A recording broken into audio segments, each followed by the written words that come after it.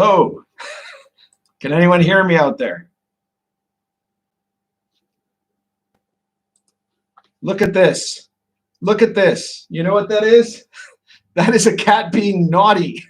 That is a cat going where she is not supposed to go.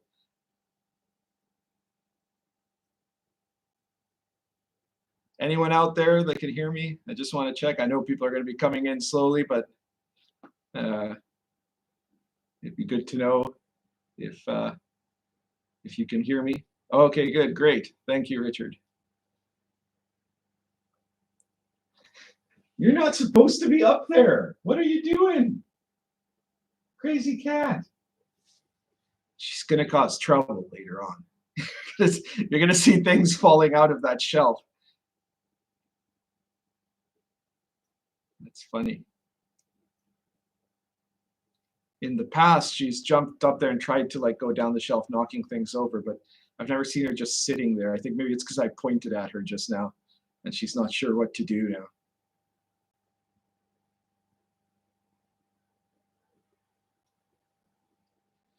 I'm going to wait a few minutes here, letting people come in, because you know how this is. I don't have an intro like, you know, Diversity and Dragons or other fancy people have.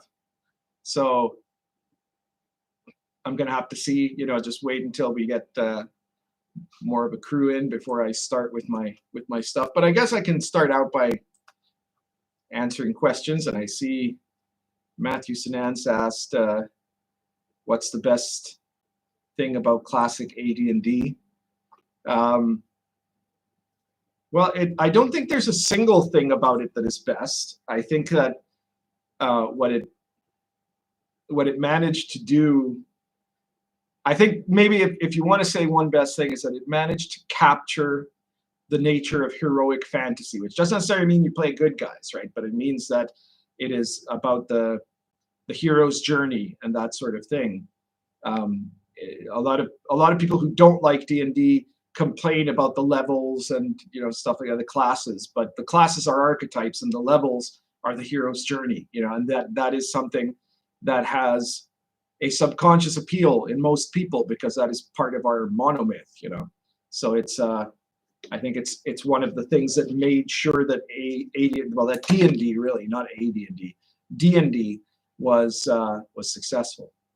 Adino asks, how's Domino's recovery? She's just fine on like after she was spayed, she was put into a little kind of body sock thing, you know, that she had to have for a few days. She hated it, right? But it was fine. She just couldn't. She didn't have a full range of movement in it, basically, and that bothered her a lot. And then when she got out, she didn't pick at all at her wound there, you know, at her stitches and everything. And yesterday we took her. Uh-oh, look at that. Look at what she's doing now. What are you doing? What are you doing? Hang on one sec. Come here, Domino. Come say hello to people. Oh, there's Domino. Okay.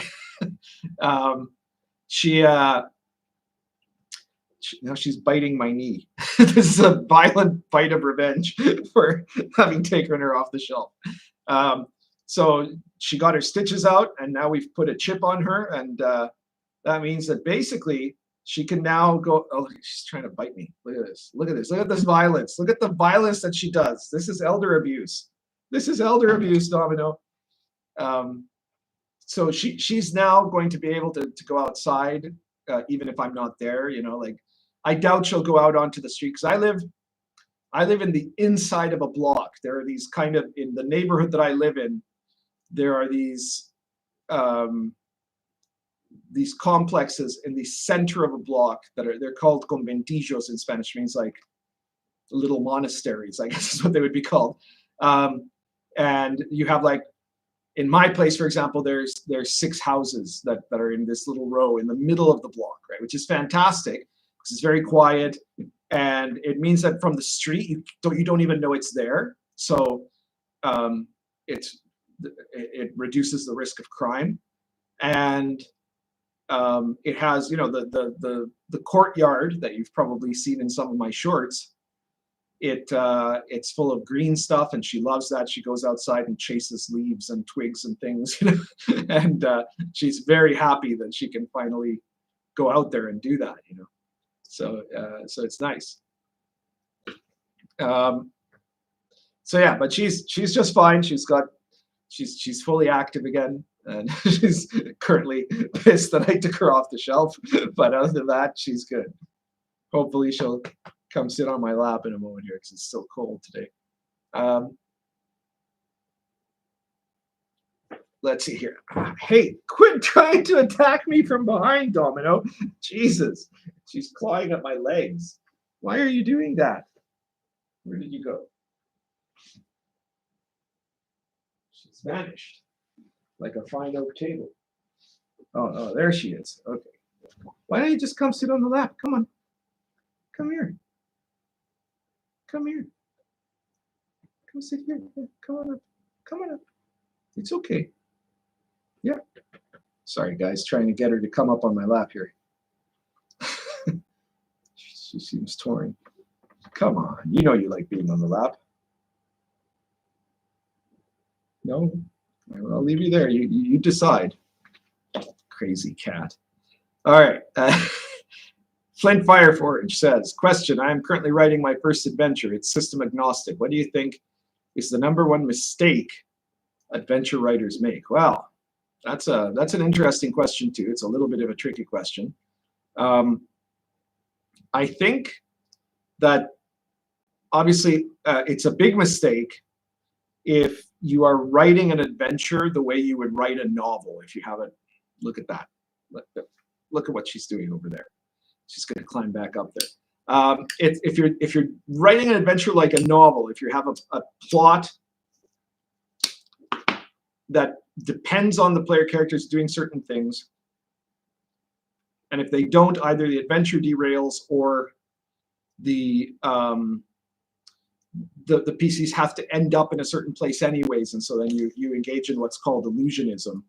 That is the worst sort of adventure making, right? The best kind of adventure making is a sandbox. You create a place, you create a problem, you create a faction or groups of factions, you have things in them, and then the player characters will investigate it at the pace they want. And there the problem there is when you're writing it, you have to express a variety. Oh, Jesus, she's climbed on my tobacco jars, which is exactly where I don't want her to be. If she knocks one over, it'll be tragic. Come here, baby. What are you doing? Why are you acting up today of all days? Huh? Do not act up. All right. The problem with doing a sandbox is that you have to put conditions in. You have to say, well, this is a timeline. This is what's going to happen, what all the other people involved are going to be doing if your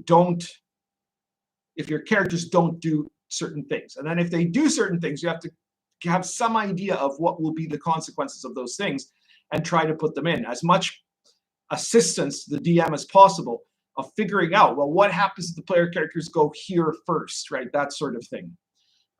My old school companion 2, which unfortunately I don't have by me right now, but it's my collection of medieval authentic adventures that I did in Pundit Presents. Almost all of those are sandbox style adventures. So they give you a really good idea about how to design adventures in that sandbox style that gives real freedom to the player characters, which can still have a plot to it, but the plot is something that is happening in real time in the world rather than something that's pre-scripted with a beginning, middle, and end. So I hope that helps you, Flint.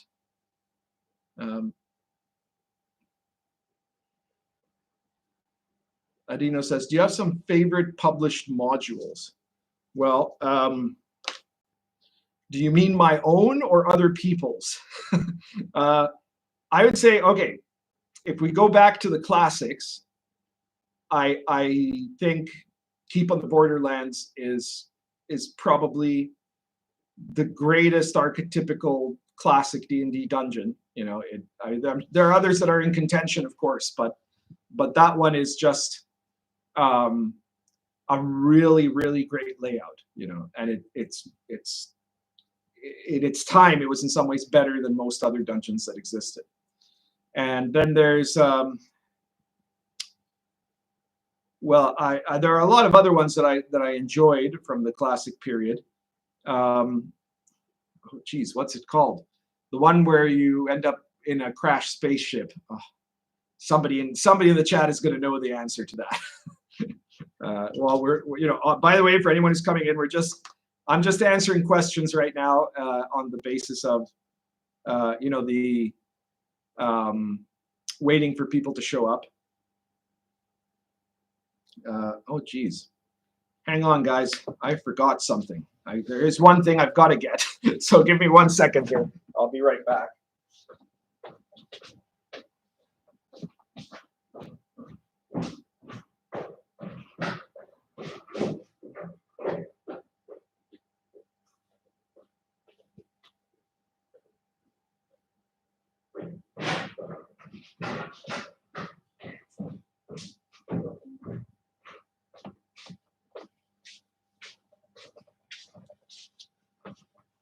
Okay, I'm back, and what I'd forgotten was the Last Vikings. Unfortunately, I have not yet received my author copies of the Last Vikings.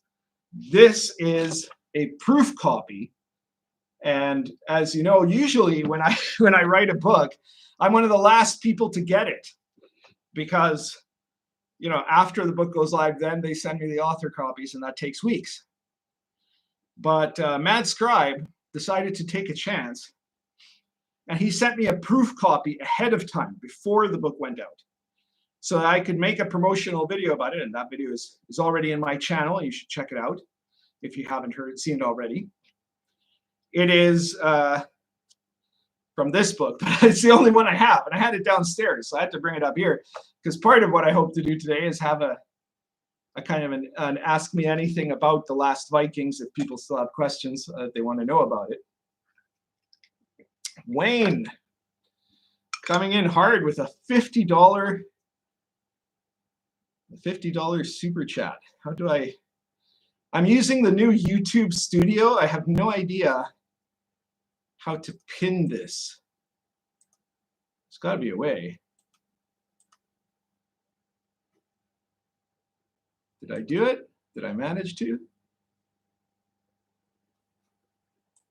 Thought I did. How the hell do I? Is it pinned? I don't know. Doesn't seem to be. But Wayne Brack, thank you so much for that super chat. As you know, right now, oh God, she was there a second ago. The live stream is not monetized, so you don't get interrupted by the ad breaks and stuff. I am therefore really grateful to anyone who cares to give a super chat. I'm really thankful for that, and that goes into the Domino Cat Toy Fund, and also to help pay for her operation and chip. Though it's mercifully cheap in South America compared to North America, I think. Geez, her spaying was, I think it was like, what was it? Somewhere between $50 and $70, and the chip was like $25. Like it's a pretty good deal. But I like it. Brack says, because I was bored out of my mind. There you go. I can pin that one. Did I do that successfully? Yeah. Because I was bored out of my mind, and suddenly this came up, and now I'm happy. Well, I'm really, really glad to hear that. I'm glad I could make you happy just by finding out I'm doing this. The reason I'm doing this, by the way, is because my DCC game was canceled tonight. The campaign that I've been running for 12 years. We very rarely cancel, but in this case, we have a situation where that game, we have some of our players, legacy players, who are now out of the country, and they get to be on video, and then there's a group of us that are still, mostly, I mean, Uruguayans. Everybody who's played in that campaign has been in Uruguay at some point, right? But the majority are still Uruguayans, and they come physically to my house or arrive physically at my house to play Dungeon Crawl Classics, the Last Sun campaign. And one of our players, the Cat Boy, claims that he has gone to the U.S. on a trip, and he had he had foretold that he was going to do this, supposedly to meet his girlfriend, and there were still enough of us in physical presence to play, but then another player had to cancel. And at that point, we said, okay, there's not enough people. Like, it gets weird when you have too few, where you have more people online than in person. So we said, no, yeah, okay, we're gonna cancel it today. Catboy's gone all in on the scam. I think he hired a hand model to show like an engagement ring or something. You know, like I don't know how he's gonna keep pulling this off, but he's really committing to the bit of him actually having a girlfriend.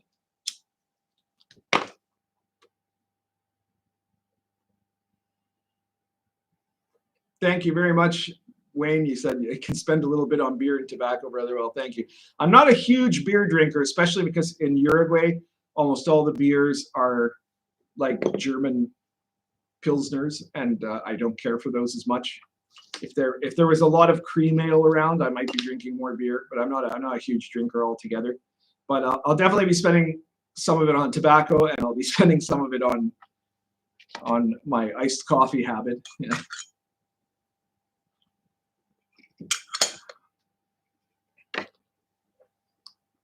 All right, Richard Kuhn says, can you elaborate on Seder, or however you write the girly fate magic? I used it a bit in my Viking campaign, but I kept it a bit to the side since I had a hard time defining it clearly. Okay, so I guess it's time for a primer on Viking magic, which you find in the Last Vikings. As I mentioned in the main video on the Last Vikings, there are basically three types of magic that are performed by two different groups of magic users. The berserkers are another thing, right? Because in this game, unlike most Viking games, the berserkers aren't just barbarians or crazy warriors. They are part of a mystical path, right? And that mystical path, eventually, if they become legendary enough, grants them powers, you know. But that's a bit different. It's not really magic per se. It's more like kind of pagan mysticism. So the types of magic that exist that were most practiced by the Norsemen was rune magic, satyr magic, and Galdr magic. Okay, and of these, the rune magic was practiced by a group of wizards called Vidkis. They weren't usually pagan priests, though sometimes they could be, but not because they were rune masters, right? They were the closest thing to the kind of classical wizard that you could find in the Norse context. And their magic was based on the runic alphabet and its mysteries, right? And the ability to combine runes to create different magical effects with rituals. Okay. Then there's satyr and Galdr magic. Both of these come from what must have been a historically feminine tradition. They're often attributed to the Vanir, the secondary pantheon, the one that Freya belongs to, for example.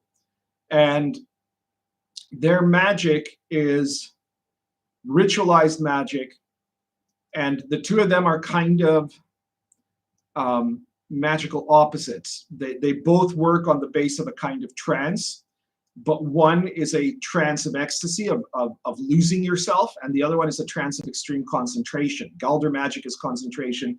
Satyr magic is losing yourself. Satyr can be implied to mean seething, and it's done by this ritual where they engage in, you know, there's music, and then the satyr women or the satyr men occasionally engage in frantic shaking and sometimes spinning and things like that. So until they enter into this trance state where then they can receive a vision of the future, or a vision of what's going on in another place, an answer to a person's question, and really powerful vulvas, which is the term for the seeresses that were masters of satyr, can even potentially obtain the power to change the future, right, or to direct the future in certain ways, so that a couple of the big the most famous cases of satyr magic are based on that principle. So you have like where was that? Let me just take a look here in the timeline section, or in the places section, actually. Here we go. So, oh, no, that's Ireland. There we go. So Olaf Tryggvason, who was the first significant Christian king in Norway, he converted to Christianity during the time that he was raiding in England, where he ended up meeting with a Volva, a satyr woman, who lived on an island off of Cornwall. He had, at the time, Olaf's wife had just died, and he was deeply depressed because of this. And he went to her to see if she could heal him of his melancholy, because melancholy was considered a kind of illness, right? And the soothsayer had a trance, and she predicted that he would convert to Christianity and bring countless people into baptism after nearly dying in battle. And Tryggvason was not impressed by this. He left, and not long after that, a group of Olaf's own men who had become disenchanted by his apparent, loss of direction, tried to kill him. He survived, but he was very gravely wounded. And after that, he took baptism and became the first major Christian king in Norway. That's one of the famous examples. And the other is to do with the, where is it? It was one of the rulers in the Orkney Islands who was caught up in a conflict there, and he went, I can't find it right now, but he went to his mother. His mother was a famous Volva, and he asked, how do I defeat my opponent in battle? And she said, you have to make a banner with the raven on it, the raven being the symbol of Odin, of course, and you will win the battle, but whoever is carrying the raven banner is going to die in battle. And so he did this, and the person carrying the raven banner died, and they won the battle. Right? So these are examples of satyr magic. Galder magic, on the other hand, involves chanting of repeated vowel sounds in a kind of mantra-like way, which isn't surprising because there's a direct link between like Indo-European, the Aryans in India all the way to Europe, right? To northern pagan Europe.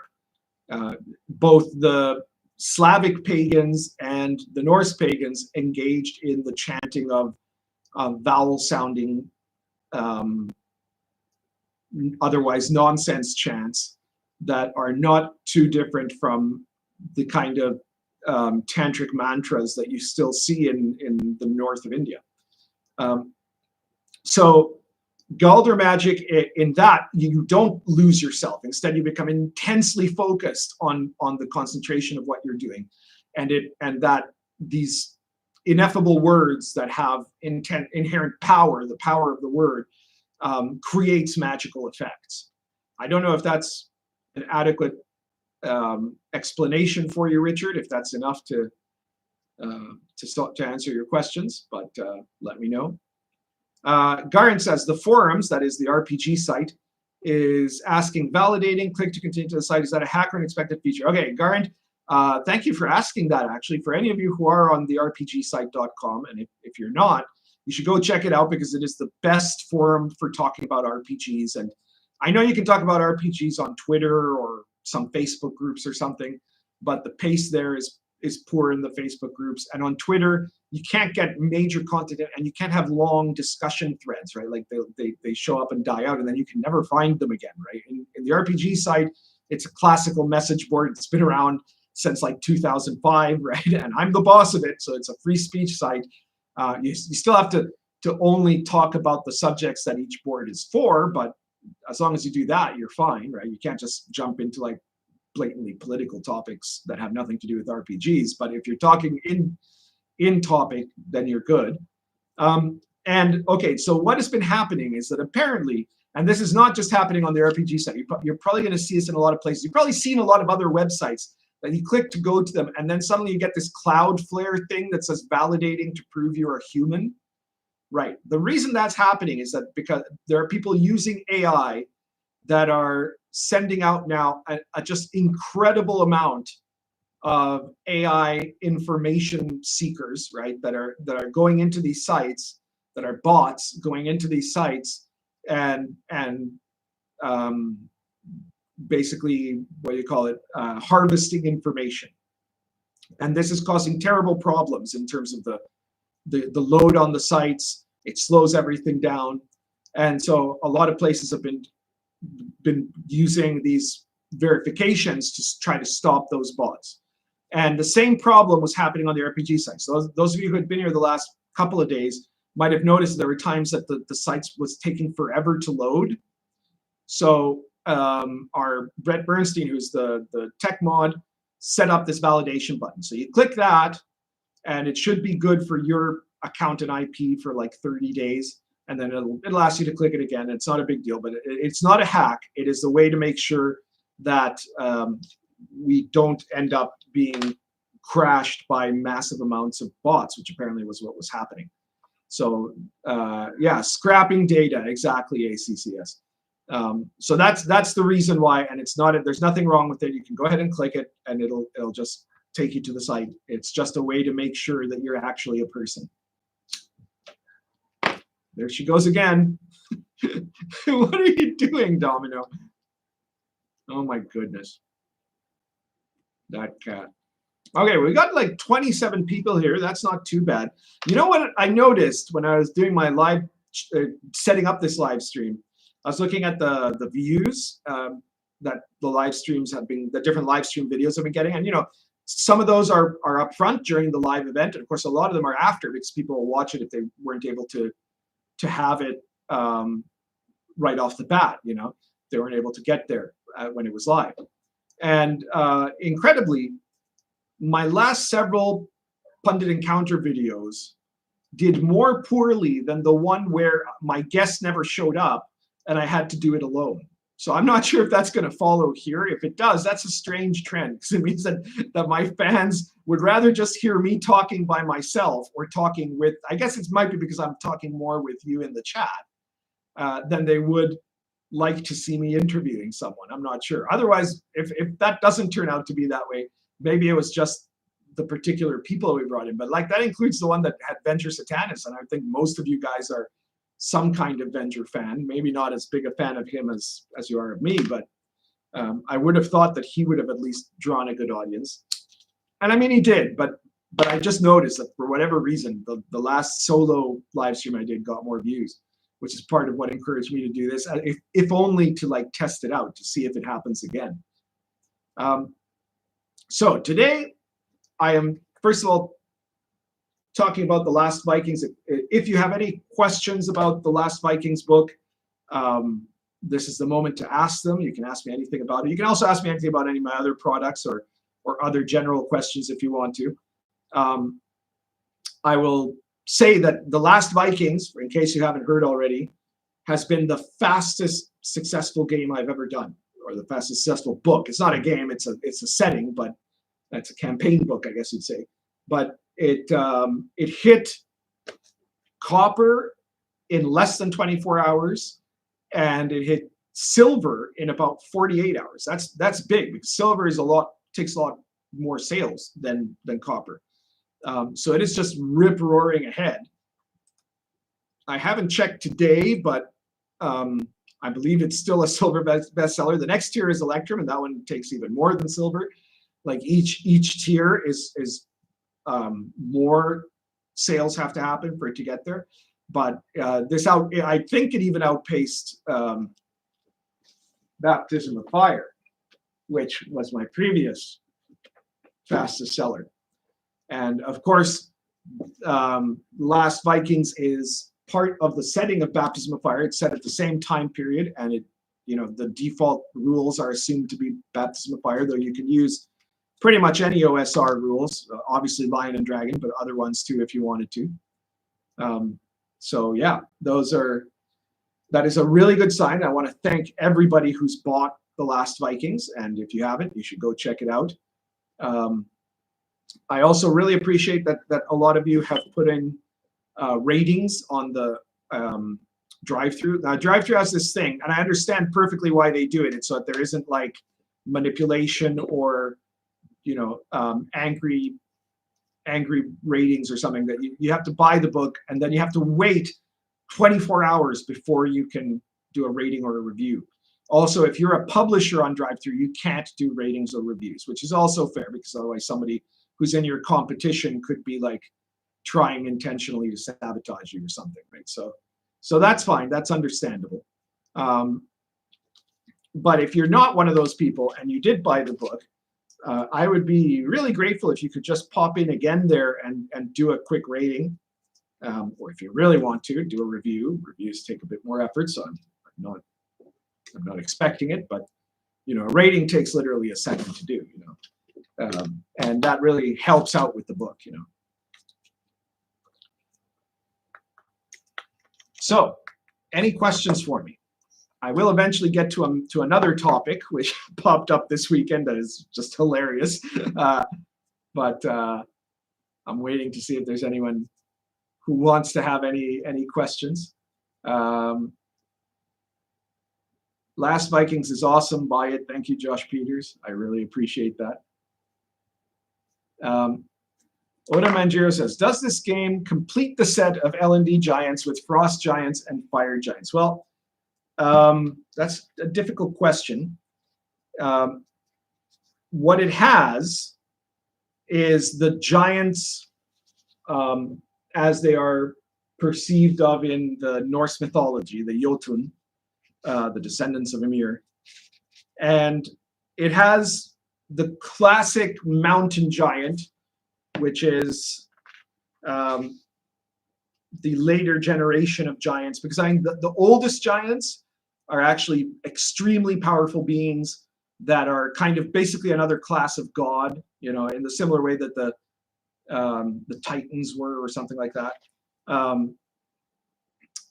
But the later generations of giants are basically your stereotypical giant, and they're called the mountain giants, you know. And then you have the fire giants from Muspelheim, right? And then you have the sea giants, the giants that are found in the sea. So those are the ones that are there. They're not D&D frost giants or D&D fire giants, but you will find certain similarities, obviously, since the frost giant and the fire giant were partially influenced by them.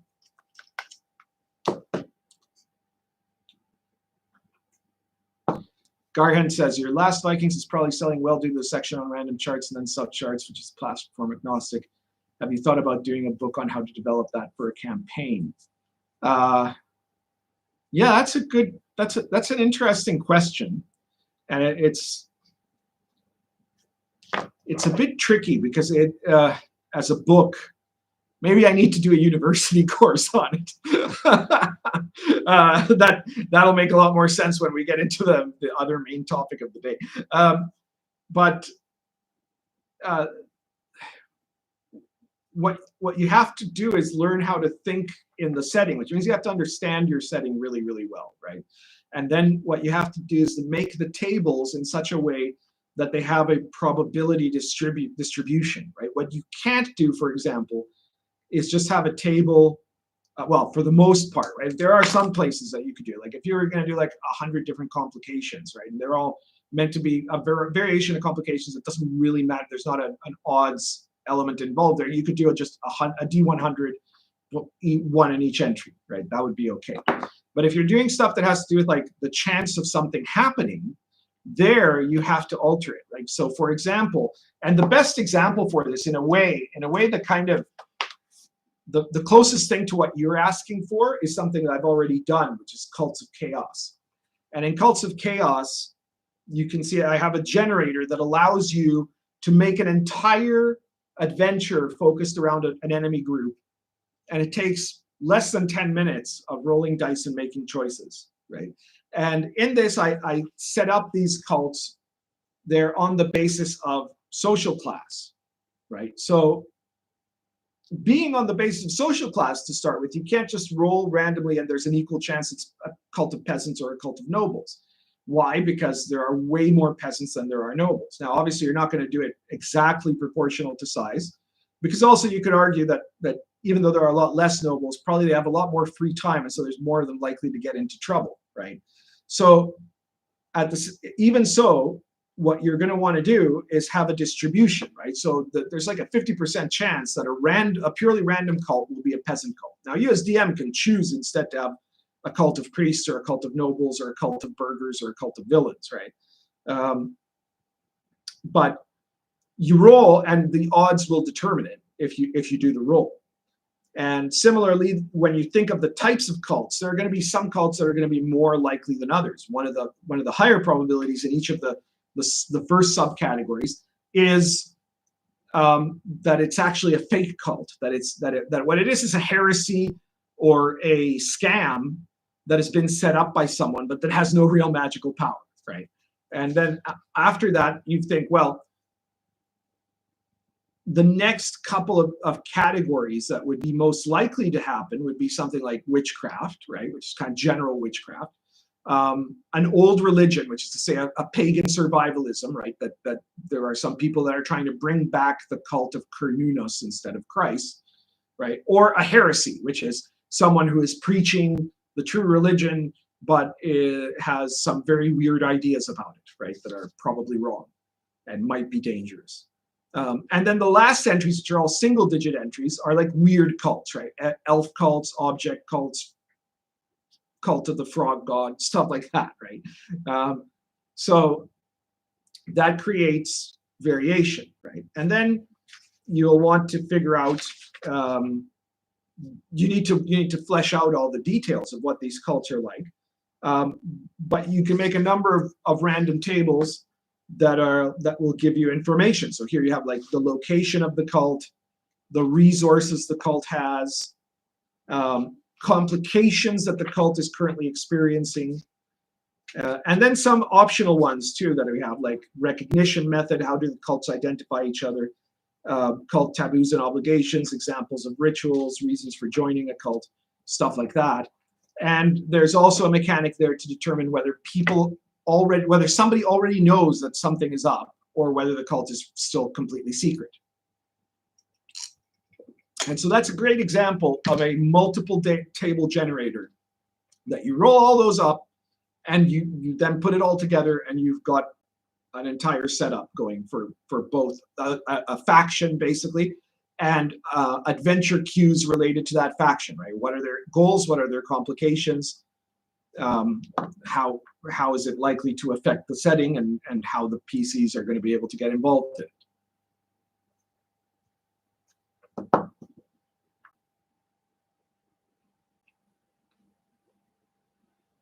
Oda Manjiro, you said, nice to see the sea giant. I'll always forget about them. Well, the thing is, one of the things the Last Viking has is seafaring rules, of course, because you're playing Vikings, right? How can I not have them? I did the best I could with them. Now, I'm not an expert on medieval seafaring, but I did the best research I could. I think that if someone's like really into sailing, they might have some doubts about some of the things I put there. I might have gotten some things wrong,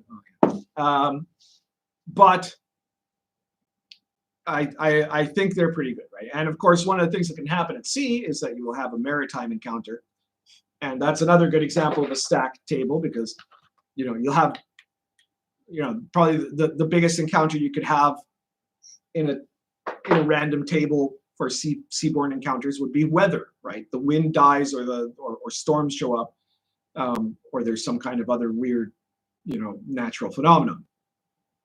And then the second biggest is probably finding other boats, right? Whether it's a fishing boat, a trader, other Vikings, someone else, etc. Right? And then there's dangerous animals and monsters.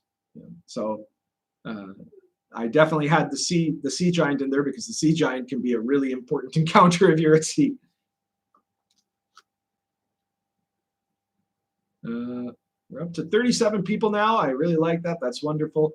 ACCS says 35 watching now equals 35 likes. Let's go. Yeah, like please do like the live stream. That helps promote it. So I'd be very grateful if you did. Josh Peter says, the problem with weighted odds encounter tables is they make for a bit of humdrum if the pieces are in that specific region for a while. Sometimes it's useful to mix it up with really rare encounters that you won't see weighted encounter tables. Well, there are different degrees of rare, Josh, right? So if you look, I don't know if you're familiar with Baptism of Fire, right? But I just did a video about this. It's, what's it called again? It was, just a sec here. It's how to run Sandbox, play the easy way. And it shows off the encounter tables in Baptism of Fire. And you can see that when people are traveling, the main encounter tables come into three categories. Roads, of which there are very few in 10th century Poland. They're the major roads, right? Then trails, which are lesser routes that aren't really roads, but that are frequently traveled, right? And then wilderlands, when you're out in the middle of the forest or the hills or the dales or the whatever, right? When you're the mountains. And each of those have different weightings of what are going to be like mundane encounters versus challenging encounters, right? And when you're traveling, that's pretty easy because you're checking once a day, right? And so if in that day, the characters encounters just a merchant caravan passes them by, or there are some peasants taking fruits to market. Well, you can say, well, that day you're traveling, some peasants brought some fruit to market, or are taking fruits to market. If you want to buy some fruits, you can, right? Or a merchant caravan went by you. Maybe they want to talk to them. Maybe they want to ask them what's coming in the next town. And then there's a table for that, right? There's a table of events in towns, villages, and cities, right? And so the DM can roll that, and the merchant can tell them, oh, hey, there was just a big fire in the town, right? Or something like that. Or the town has got the plague, or whatever. There's bandits in the area. All of those are potential events that happen around towns, villages, and cities. There are plus many others, right? So you do that, but then you just skip past the rest of the day. You're just traveling, right? And then occasionally, of course, you get a creature encounter, which could be a wild animal, but it also could be a monster. The creature encounter is rolled on the basis, if they're not within a day's travel of a town or city, it's rolled on the basis of the terrain that they're in. If not, there's a special role for creature encounters in inhabited areas, which are just basically, you assume, 1 day's distance from a city or a large town. So that works. And then when you're in the city, you don't really do the same kind of table. What you have is a daytime and nighttime city table that the DM can roll whenever he feels like, basically. And there are wide varieties of different encounters there, and they are weighted, so you're more likely to just, like in Baptism of Fire, if you go to the city encounter table, you'll see that it has, where is that? Over here. It's this way. City encounters. There we go. You'll see, you can run into some thieves or guards or beggars or a diplomat or a nobleman or a mercenary. Most of the things you're going to encounter are regular people, right? A prostitute, a witch hunter, some town drunks, and some of them could be dangerous. Most of them won't be. There is, of course, a possibility of random monster where you roll on the inhabited area's monster table. And essentially, those encounters are meant to be people that are doing something interesting around you. And that ties into a table called random jobs, right? So presumably some of these people might have something for you to do or offer you to do, right? Or that you might, if you talk to them, they might offer it, right? So these are meant to be more quotidian encounters, right? Now, you also have a rumors table that they could hear from by chatting with people on the street, or by being in a beer cellar, or by talking to people at the court of rumors of things going on around in the area, which then leads them out to those places, right? So the humdrum only really happens, in my experience, if there's a PC that's like determined to go around doing humdrum things, right? Otherwise, the period of time that a humdrum encounter takes should be very brief.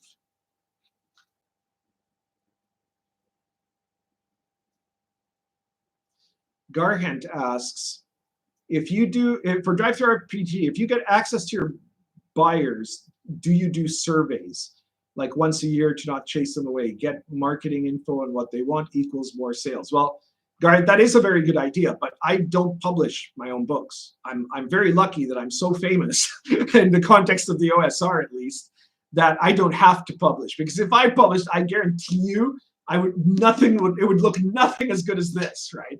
Instead, I get some of the best people that I found that are kind of, self-publishing OSR guys. And I say, well, I want to publish a book. And then people will come to me, say, oh, let me publish your book, or let me. And then I check out what they've got, right? Once in a while, I ask someone, right? Like when I was planning to do not Baptist Fire, Sword and Caravan. When I was planning to do Sword and Caravan, I had already seen Mad Scribe's work on his game called Encore, which is not an OSR game, but it's a very interesting kind of game. And I wasn't that impressed by his rules, but I was very impressed by the quality of the work, by the quality of the book. It was very high quality publishing. And so I got in touch with him and asked him, would you, I'm planning to make a new book. I'm looking for a new publisher. You might want to throw your hat into the ring. And he said, oh yeah, okay. Right. And then I looked at other people as well, but in the end, I decided to go with him, right? And so all that sort of thing. I don't actually have a publisher account on DriveThru.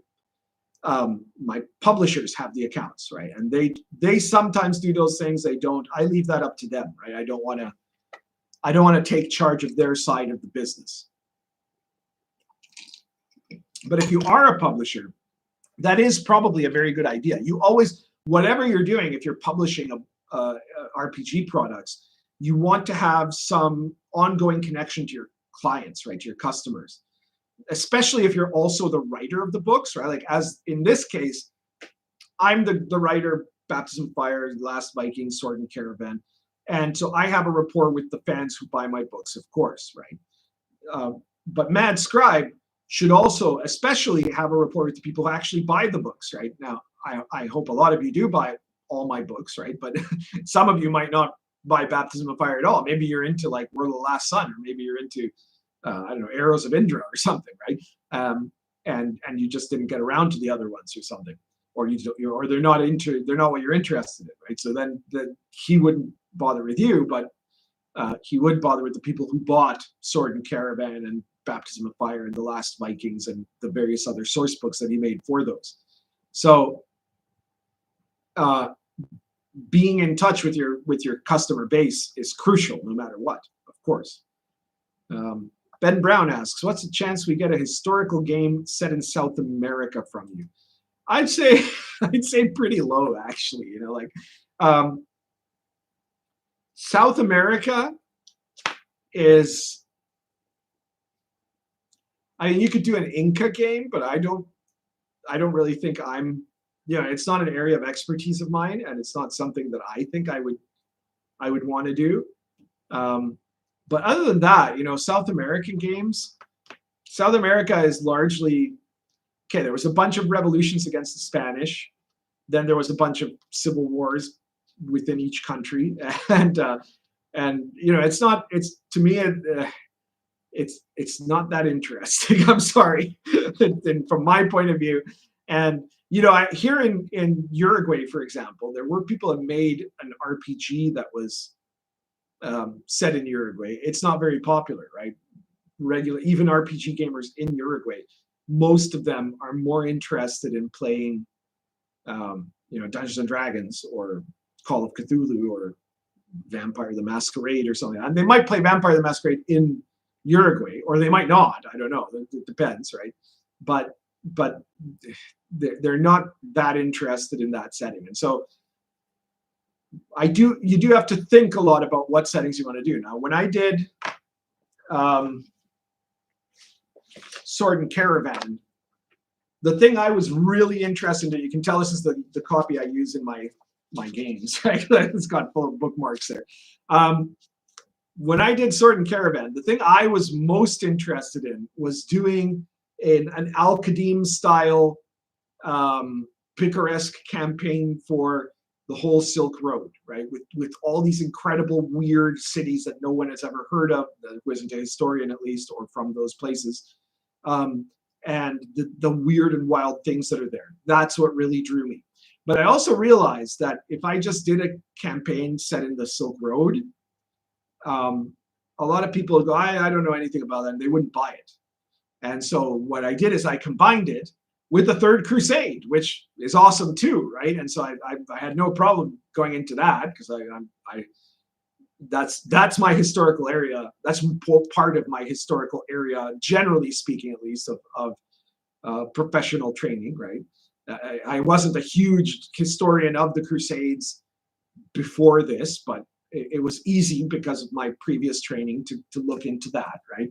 And so that part was the easy part to do. The other part was the hard part. It's the part I really wanted to do, because it was, you know, it's a weird exotic setting, and it's a really cool setting because it's got all these weird little empires and things, and all these different types of regional monsters and all this stuff that is just awesome, right? But I realized that tying it together, so you can run Sword and Caravan, you can run the third, and for that matter, the fifth and the sixth Crusades. The fourth never actually got to the Middle East, by the way, as some of you might know, and even the Children's Crusade. You can run all of those with Sword and Caravan. You can hang around in the Holy Land and just play an entire campaign there, or you can start from the Holy Land and go all the way to China, or you can start in the middle of the Silk Road and play native characters if you want to, right? So all of those are options. But I specifically made that mix because I was pretty confident that if I said Silk Road, that would get less customers than if I said Deus Vult, right? There are certain things, right? I did, and I'm very proud, by the way, of, where is it? Here it is. 101 Sarmatians, which is a source book for Baptism of Fire, right? And 101 Sarmatians is all about the Slacha, the nobility of Poland. And so it expands a lot on the setting of the areas where these guys, you know, where are these guys based? What are they doing? It expands a whole bunch of setting elements. So if you go to a city, you know, in the back of the book, you have a kind of gazetteer of where do you find the different nobles in different regions, right? Where are they based? And then you can look up that family, that guy, what they're doing. It brings in plot elements. There are also random tables to generate varieties of, you know, lighthearted, intermediate, and complex noble problems, right? That are adventure seeds. And so like all that stuff, it's a really good book. But let me put it this way, it is very slow selling compared to the Last Vikings, right? 101 Sarmatians it took months to reach silver bestseller, right? So it is a very slow selling book by my standards. On the other hand, like I said, 48 hours for Vikings, right? Why? Because I can say, well, look at this. You could do stuff about Polish nobility or Vikings. Which one are you going to do, right? So I think I've kind of learned some lessons in all this. You know, I don't regret doing 101 Sarmatians because it was a labor of love, right? But I do think I can only write so much, and there are so many things in history to look at, and there are things in history that I love, but that might not sell as well. And then there's stuff in history that I love that it probably will sell as well, right? So like, you know, right now I'm kind of deciding about what my next big project is going to be. I haven't actually started on a next big project yet, except we are still working on the omnibus version of Lion and Dragon and Dark Albion. That is still in the books. It's happening slower than we expected. It's not being done by Mad Scribe or by Dawn Publishing, which did the original Lion and Dragon and Dark Albion, and it's taking its time. But I'm hopeful that it will actually happen. But meanwhile, I'm trying to think, well, what do I want to do, right? And so, for example, one thing I'd really like to do is an expansion of Sword and Caravan into the Southern Song empire in China, right? The last Chinese that were holding out against first the Jurchen and then the Jin and then the Mongols, right? And who were like the most advanced civilization on Earth until the Industrial Revolution. And I love those, right? It's a fascinating topic for me, right? It was the peak of Chinese civilization. They had the most sophisticated philosophy. They had the most sophisticated art. They were navigators of the seas in those days. They made landmines in the 11th century. I mean, it's insane what these guys were good at doing, right? And it's just such a cool setting. But then on the other hand, I also have an idea of an RPG set in the Roman Empire. Which one will be more popular, guys? You tell me. All right, let me see what else we're talking about here.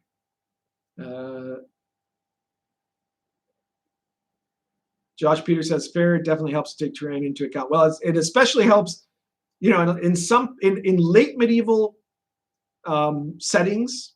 You've got to figure out is your setting, if your setting is medieval, because it might be Renaissance even, you know, and that's even more civilized, right?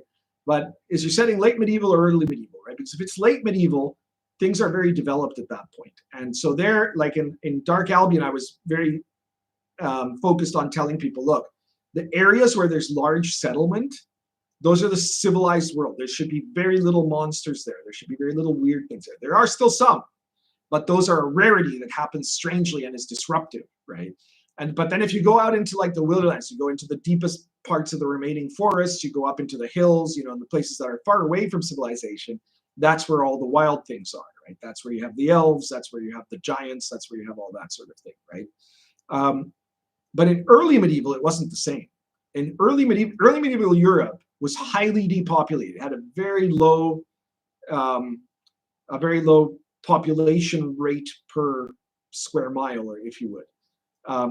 And almost all of it was concentrated on cities and towns, right? Towns mostly, and then some things that could be called cities, right? But remember, the biggest city in Poland in the time of baptism of fire is Krakow, and it has about 8,000 people in it. That's it. That's as big as it gets, right? And so in that case, in early medieval, what you have are, it's like points of light, I hate to use a term from 4th edition, right? But it really is that, right? You have the towns and cities and the roads that connect them to some degree. Those are the areas that are the safe zones for human beings for the most part, right? I mean, there's still bandits, there's still going to be some monsters, but it's a lot safer than the wilderness. But you step a day away from any of those things, from a road or from a town or from a city, and suddenly you're in fairyland, right? Anything goes, right? And so it's two very different kinds of campaigns, right? One of them, you have the civilized place where the civilized people are, and then there's the north of the wall is where the wild walkers are, or whatever, right? The white walkers or whatever. And then the other one, you're safe only in the areas that are heavily settled, and everywhere else, it's just savagery, right? And monsters and terrible things.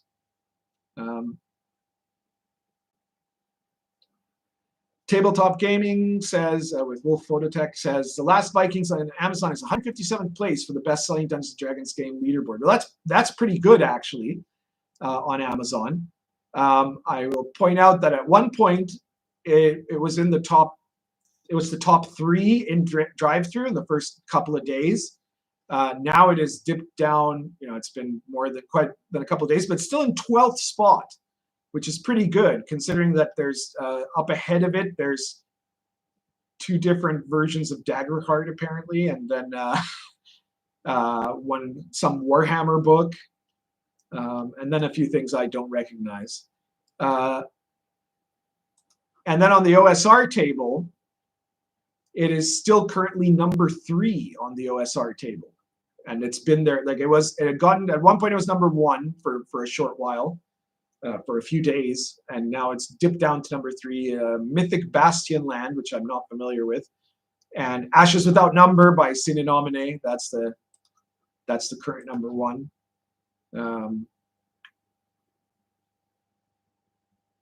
So And that appears to be a guide to making post-apocalyptic settings. Well, you know, that's the kind of thing Kevin Crawford is very good at. I'm sure it's a good book. Garin says, South America, why not? Don't do historical, do pseudo-historical. The Amazon is a food forest, food trees that exist impossible in ancient. Blah, blah, blah, blah. Yeah, I don't know. I could go like the ancient aliens route and say, you know, oh, there were these incredible mega cities that existed where the Amazon is today, or something like that. But as a historian, that's a bit tough for me. Chaos Druid says, RPG Pundit, I have yet to get Arrows of Indra. Does that deal in any way with Sikh culture by chance? I'm afraid not, Chaos Druid, because it is Arrows of Indra is technically it's not a it's certainly not a medieval authentic. It's also not actually technically a historically authentic game. It is a mythologically authentic game. So Arrows of Indra, which is basically my earliest real OSR project. It was before 5e, right? I made Arrows of Indra, and it is the D&D set in India, but not the India of history, but rather the mythic India of the Mahabharata, right? So it is basically, you're playing in the world of the Mahabharata in the time of the Mahabharata, which is the ancient epic myth. It's a fantastic story of, you know, the great heroes of the end of the classical age, just before the beginning of the Dark Age, the Kali Yuga, which is the age we're in now. And it's, you know, it's got Krishna and Arjuna and all of those guys in it. So it is the world as it's described in the Mahabharata. And of course, the Sikhs didn't exist back then. It's too early.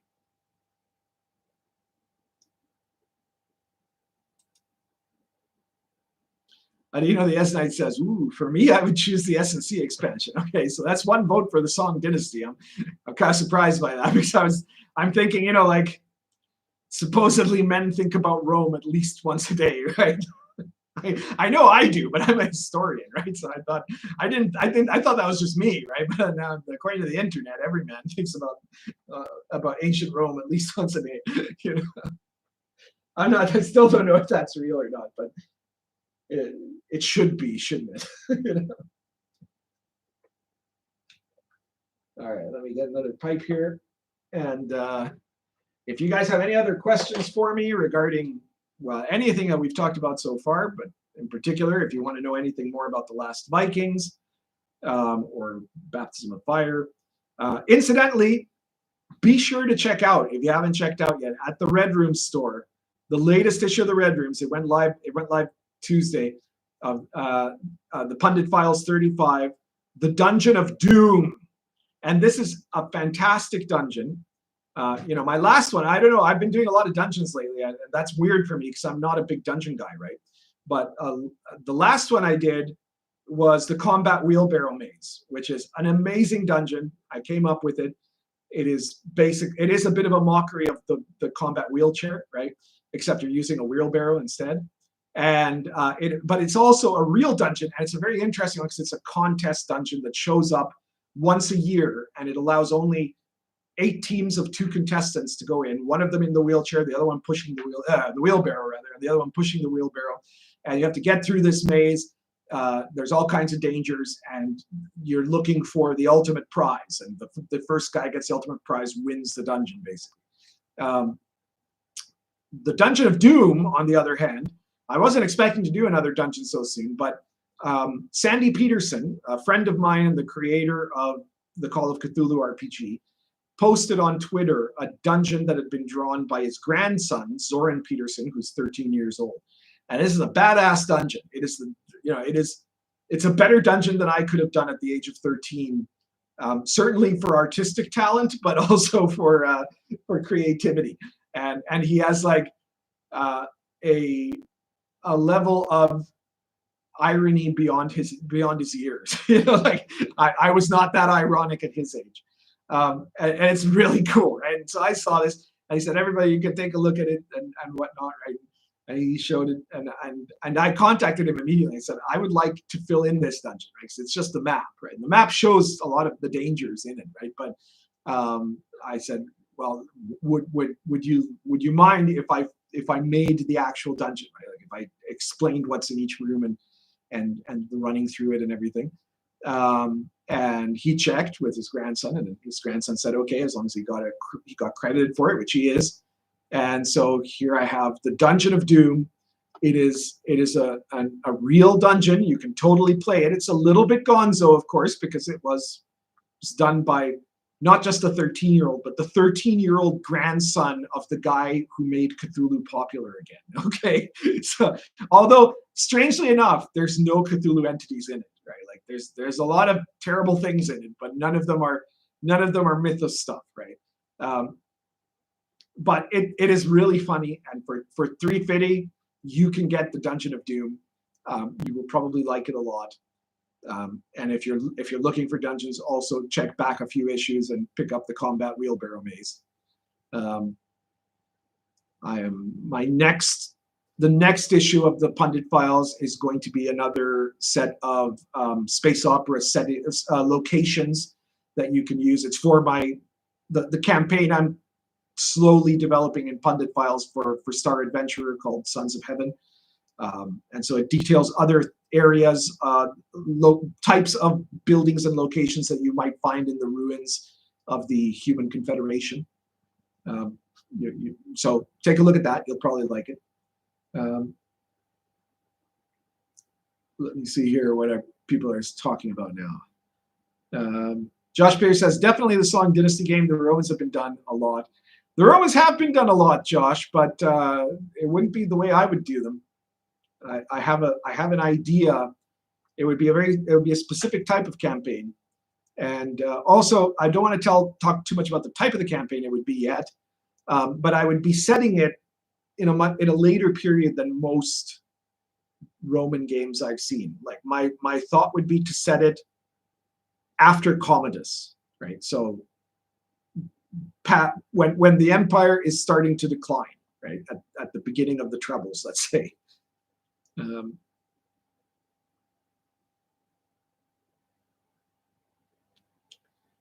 Oda Manjiro also votes for song. That's really interesting. I might be changing my perspective on this. Though he does says, I and others would buy Rome too. Yeah. Yes, the song would be fascinating.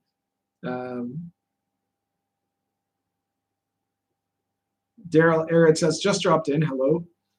Farm and ranch lands being the fringes of the wild have contingency plans or established defenses, granaries of the city range for as well. Look at the real medieval world, right? Like if you went very far, if you went, let's say, past the fringes and you were like kind of in the outer fringes of the wild, you might be entirely on your own. And then you have to be really tough, right? Like, yeah, kind of like in Game of Thrones, when they cross the wall and there's that one lunatic that has, he has all the that weird incestuous family of his, but he has like he has the one and only kind of like safe hold past the wall, right? It'll be weird stuff like that, right? People in that area, and I have that in Lion and Dragon. There's a table at the back that is for generating. There's random encounters in the Wilderlands. This is Lion and Dragon, right? And there are settled Wilderland areas, right? So you can be traveling along the mountains and suddenly come across a tiny community. And it might be run by brigands or by some knight that ended up there somehow, or maybe by a magister or a peasant wizard, or maybe it's a small monastery, or maybe it's just a group of people who are just there, the people of the place, right? And it's going to be a weirder place, right? Same thing as there are settlements that you can find in the middle of the Wilderlands, mostly pagan, in Baptism of Fire, right? But then if you're like, let's say if you're on the borderlands of the civilized side, you would have seen in those areas, and anywhere that was a kind of a borderland area in medieval England, for example, you would see these large tower forts, right? That would have that there would be the villages would surround those places, right? And there would be the local strong man, and he would have this kind of tower fort, which would have place to store the valuables, and it would have defensive positions. They were actually, even though they were small, most of them were maybe 3-4 stories high, but they were extremely defensible, right? Like they were set up to make it really hard to take, right? So a random group of brigands wouldn't be able to take it, right? So those were the kind of places, right? You'd have these strongholds, right? And those strongholds were the key to surviving if you were too close to the fringes of civilization.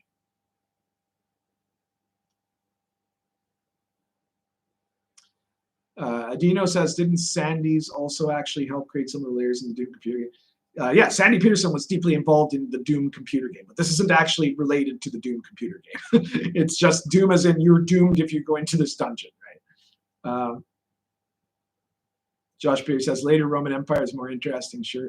Yeah, and also again, it's gonna have a specific focus. I mean, that doesn't mean that you wouldn't be able to use it to do almost anything else in Rome. But my thought is again that the characters are going to be doing a specific job, right? And that job is something you guys may or may not know about. Right? I don't really want to give it away yet because I haven't even started writing it, right? So I don't want to do that yet. And of course, it's interesting too because it's at a time when you start getting not just political instability, but social instability, right? These weird cults start showing up, one of which is Christianity. But then you also have like these Eastern cults that start showing up and even get to like the point of, you know, the Emperor Elagabalus, for example. And yeah, it's just it's a society that's rapidly accelerating without realizing it to the edge. Which I think has some modern day parallels. Ben Brown says my players would be big fans of an RPGPundit Rome game. Thank you. Sounds like we want Song and Rome work double time. Yeah, well, I'll be doing both of them will happen eventually. I don't know which of the two will be first, or if either of the two will be the first one. Maybe something else will come to mind and I'll decide to do it. You know. But yeah, we'll see. All right, so we're at like 32 people now, and I've been talking for an hour. So maybe I should get to the main topic of the night. Well, not the main topic, but the topic that has come up and that I think is hilarious and worthy of being examined, you know, just because of how ridiculous it really is. I don't know if I don't have it's not that I have much of I have something of a point to make about it, right? But it's not that much about having a point to make about it as asking, like, how could we get to this place in the hobby? You know, it just seems maddening to me. But give me 1 second here while I finish packing this pipe that I've been preparing to pack for like the last half hour, and then we're going to get to it.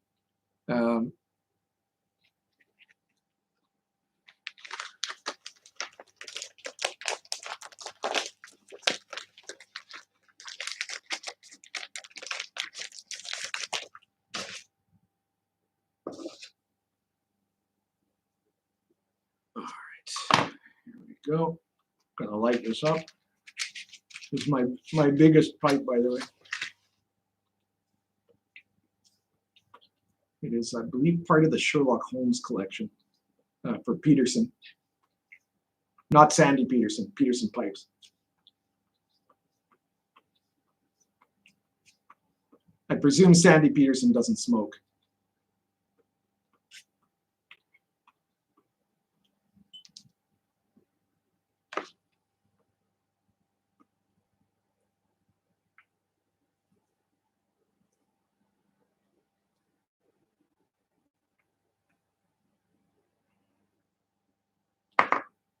All right, so let me just grab my notes here. All right, so some of you have clearly heard about this.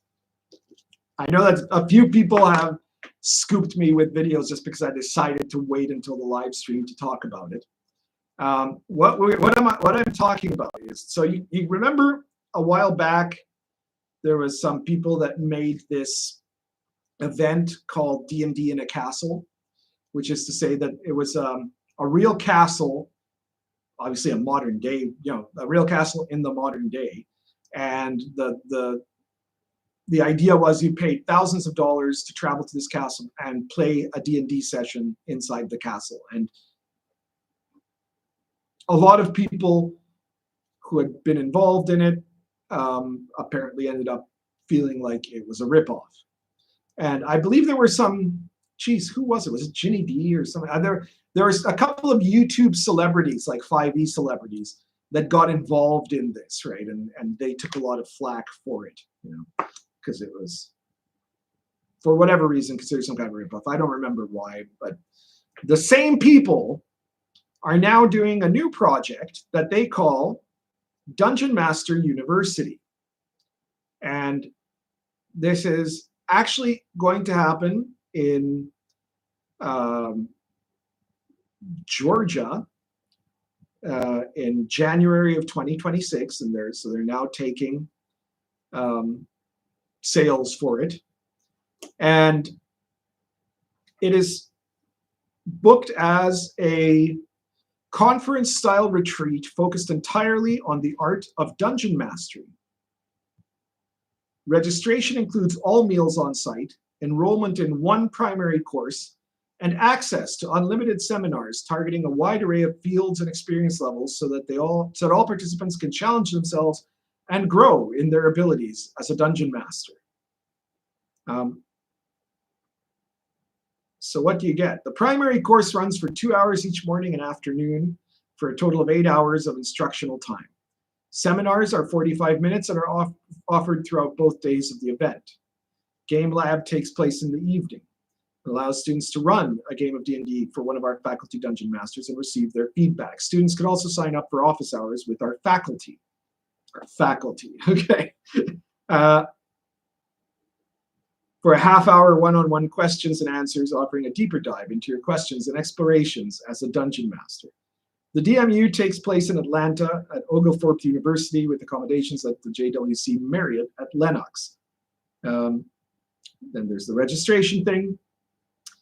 And, you know, it sounds kind of like a convention or something that's better organized. So, you know, well, let's see how much it costs. Oh, there are different tiers of registration. So if you want the complete package, that's the platinum tier registration. It costs $2,250. If you can't afford that, there's good news. You could get the standard, the gold tier registration, which costs $1,500 US.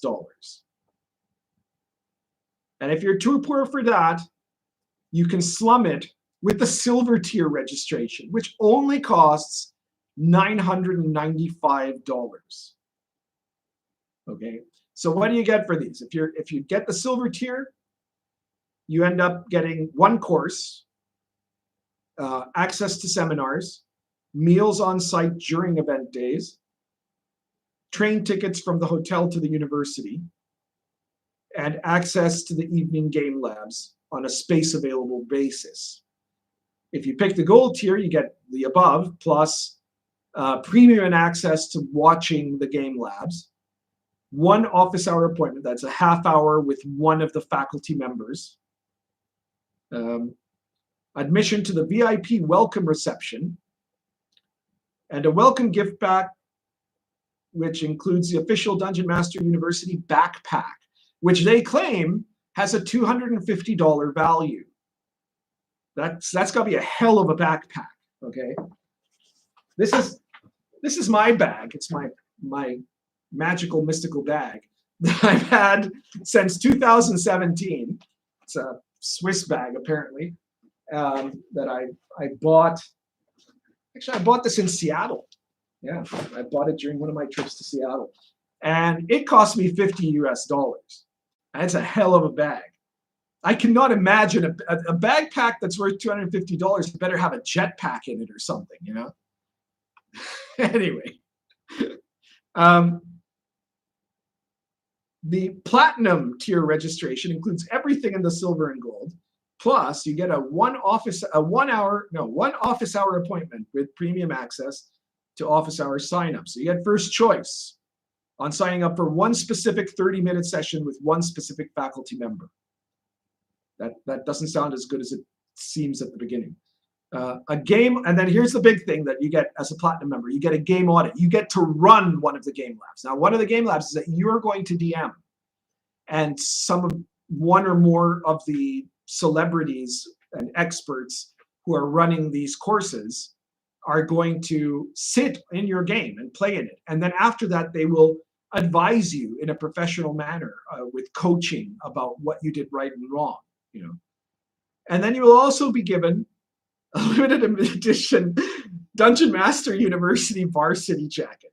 Its value is $175, and it guarantees that you will be stuffed into a locker. So, yeah, this is just demented from the start, right?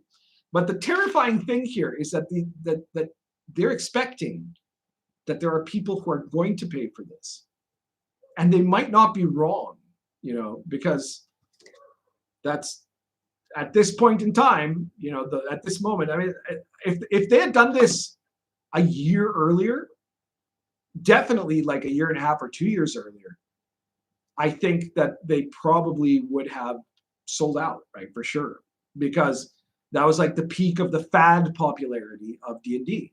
They have to be targeting. I mean, I cannot imagine someone who watches this channel that would think this would be worth shit, right? Like that would be worth anything at all, right? But there are probably a lot of people who are into fad D&D, right? That were playing D&D at the peak of its public popularity, that have no idea about things like the OSR. They'd have no idea that there are like channels on DMing and game design, like the, you know, the whole topic section I have in my games, in my YouTube on that. You know, they have no idea that those things are there, right? And so also they will be starstruck by the names of some of their favorite YouTubers doing stuff, right? So there are 4 primary courses in this, right? Hang on one second. I just want to check to see if people have said anything.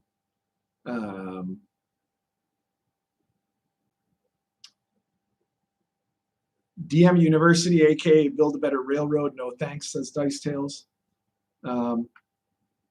Josh Pierce says, I mean, these sound like U.S. university tuition rates, so on brand. Yeah, except that if you take a course in a U.S. university, that course is usually going to be like at least 30 hours or something like that. You know, like it's going to be a semester long, right? So this is still a ripoff, even by university standards, right?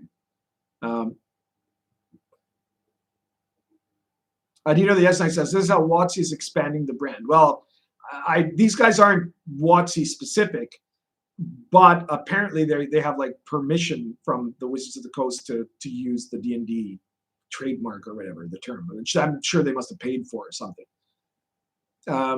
Josh Peters says the backpack better have no encumbrance. Yeah. Tabletop Scholar says, is there a link to this? Yeah, they have it's I don't know if you do a Google search for Dungeon Master University, you'll see it, but I'm going to be continuing to describe it here in a second, so don't go away.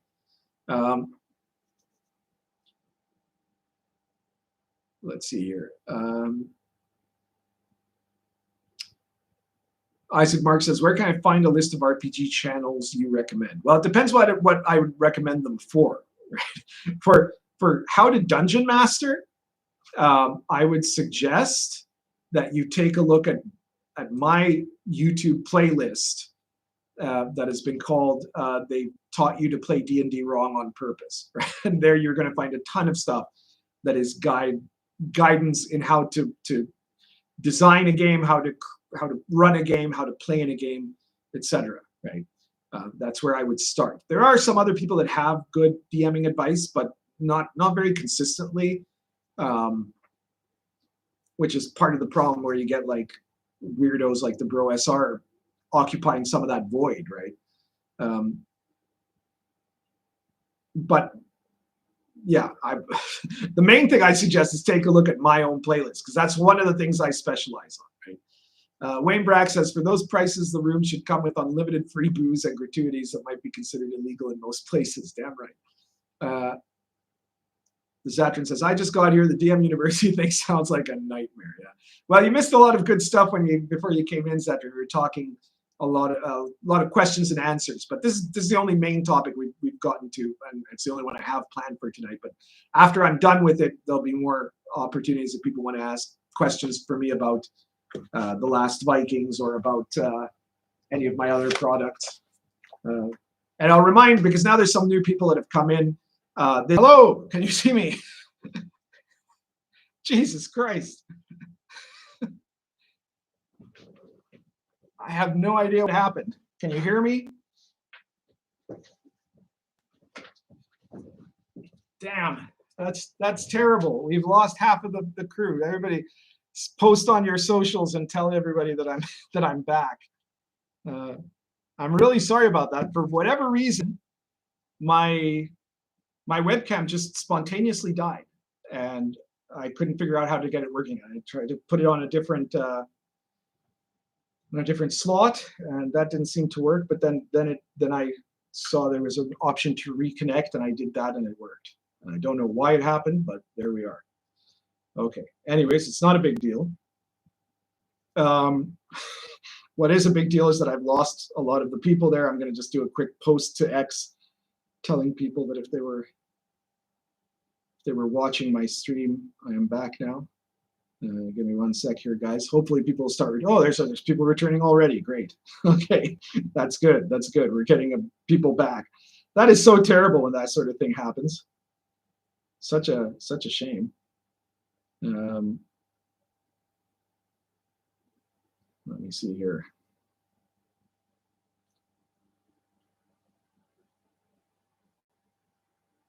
Had a slight glitch, but I'm back on now. So if you've been watching, come see me. Back. And if you haven't been watching, come see me now. We're talking about the ridiculous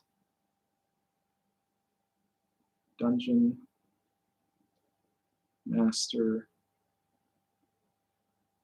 University. There we go. All right. Anyway, spread the word if you can. Let people know I'm back on. Oh, we're up to 30 already. That's great. You guys are awesome. Thank you very much, guys. I'm very sorry about that.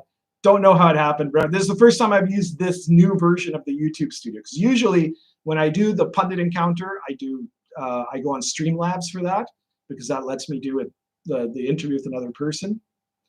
But yeah. There we go. Give me 1 more second while people are coming in. I'm just going to refill my ice here. I'm going to take advantage of the brief interruption, and I'll be right with you guys. Okay.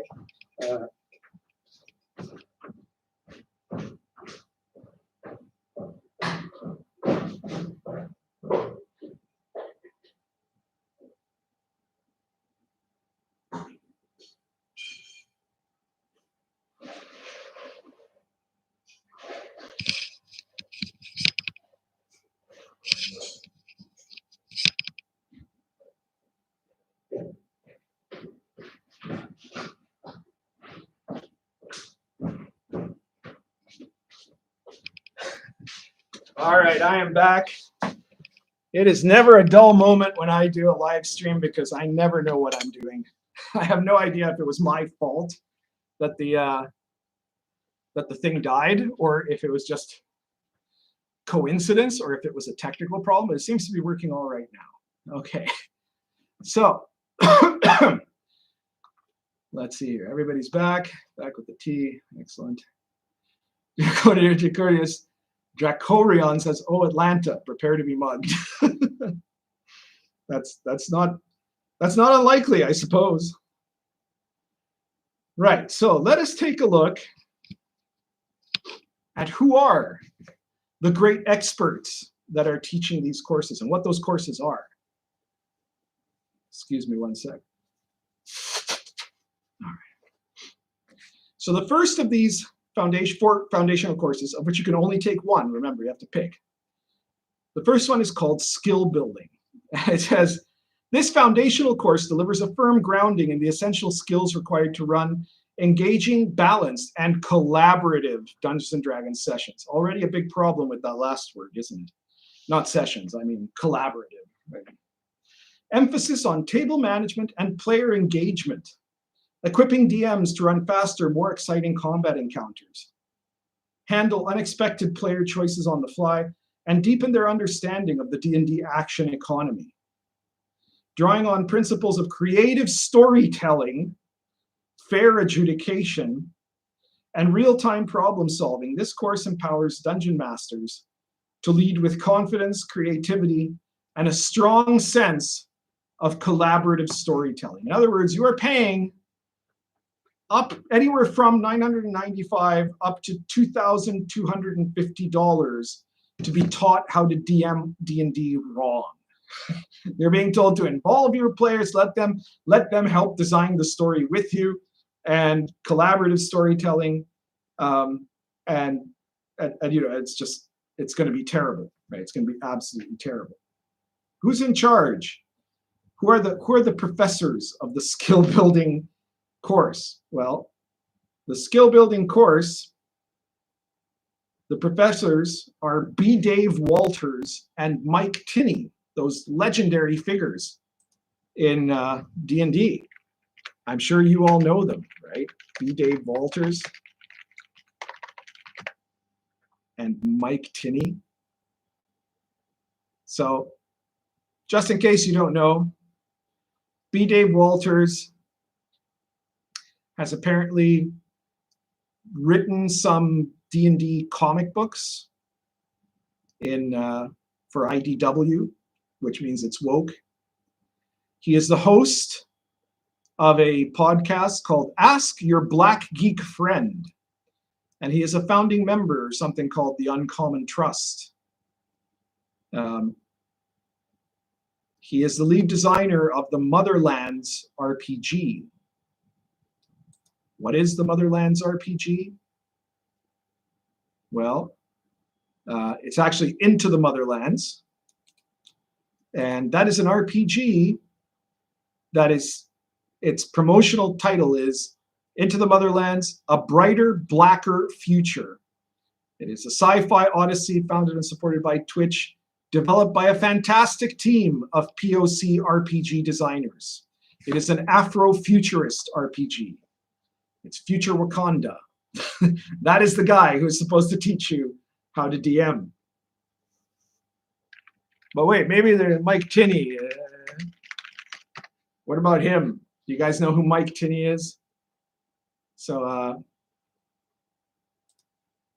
Mike Tinney is a person who spent some time working as the line manager for White Wolf's Mind's Eye Theater, which I believe is for like live role playing, right? He did some occasional work as a contributor, for example, to the creature collection for White Wolf Sword and Sorcery. Tinney was briefly president of White Wolf at the time when White Wolf started going broke, which makes sense. He was involved in the Street Fighter storytelling game. So this is a guy who has spent his entire career involved in stuff that is not D&D. However, to his benefit, he's never written an Afro-futurist RPG. So those are the experts that are supposed to teach you the skills of how to DM. And we know from just how they described it, if not who the people are that are teaching it, that it is going to leave you less capable than when you came in, right? It's the opposite. Everything that they're talking about there is the opposite of how I would tell you to DM.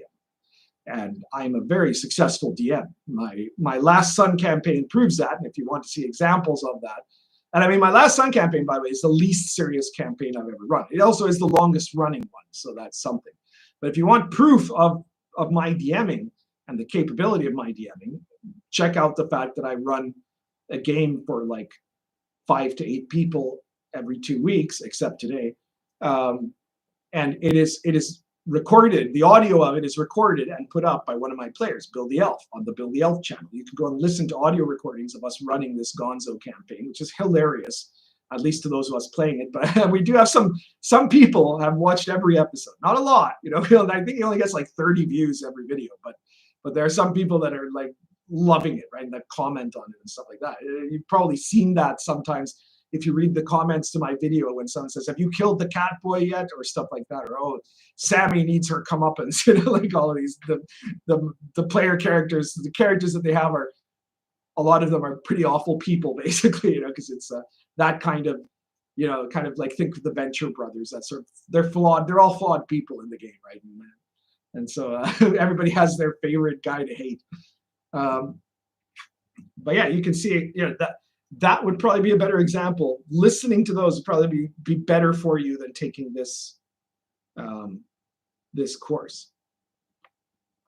So the second course is world building, and I will point out, this is a spoiler alert, but here you are. This is the only one of the 4 courses that actually has people that at least to some degree can claim to have certain talent, and including in the subject that they're dealing with, world building. Because in this case, the 2 guys doing the instruction, now again, neither of them are as good as people think they are, but they're unquestionably professionals, let's put it that way. Keith Baker and Monty Cook. Sadly, this tells me Monty Cook desperately needs money, right? Numenera must not be doing very well. Like, he needs to build a new world's largest dungeon or something. This course equips dungeon masters with the tools to create rich, dynamic worlds that elevate player immersion and deliver narrative depth. Okay, one good, one bad. Through guided instruction and collaborative exercises, DMs will learn to develop engaging settings complete with history, geography, culture, politics, religions, and magical systems. Emphasis is on designing worlds that support long-term campaign play, heroic fantasy themes, and player agency while maintaining consistency and eternal logic. All of that is mostly sensible. Now, there are better and worse ways to do it. There are some terrible ways to do it. Some of the things that both Baker and Monty Cook do are different from how I would do it. But again, they're not going to be terrible at being able to give some hints on some of these things, right? Students will explore methods for introducing complexity and sharing information without overwhelming players. That's a very important thing, right? The way you do it. And I don't know how they would do it, probably with a lot of like freeze scene exposition, right? I prefer to do it by showing people rather than telling them, right? Like, okay, you're in this place, and you're in the wine cellar or the beer cellar, and somebody is telling you about these salt mines that are nearby and this monster of the mines, right? And then you ask what's that about, and they're like, oh well, there was this king, who dug into these mines that are near the Salt Road, and this chief or something who did that, and it turns out there's a terrible monster in it, and it's a man-devouring monster. This sort of thing, and it dates back to this, and there's this legendary sword, whatever, right? But it's happening in actual, it's happening to the player characters, not to the players, that they're getting that exposition. Or similarly, you could say, well, you see this banner, right? Okay, do a court roll check if you've got the court skill, and you can recognize the heraldry, right? Oh, and that is from the house Liliwa, and they're one of the most powerful houses in the south of the Vistula region. They were pagans up until the point where they made an alliance with Boleslav the Brave and switched to Christianity to help wipe out their enemies. And because of that, they've then become the undisputed rulers of the area known as the Thornlands. Their symbol is the six-pointed star with the half-moon crescent below it, because in the ancient times of the clan, there was a battle that they fought for a full day and night, that sort of thing, right? So then about these guys, okay, and then the DM is telling you what your character already knows. That's how I would do it. They might do it differently. Balancing detail with usability, yeah. Where the balance there should always be towards usability, right? You can give details of, oh, this thing happened 1,000 years ago, but that better be as quick as you do it, right? Because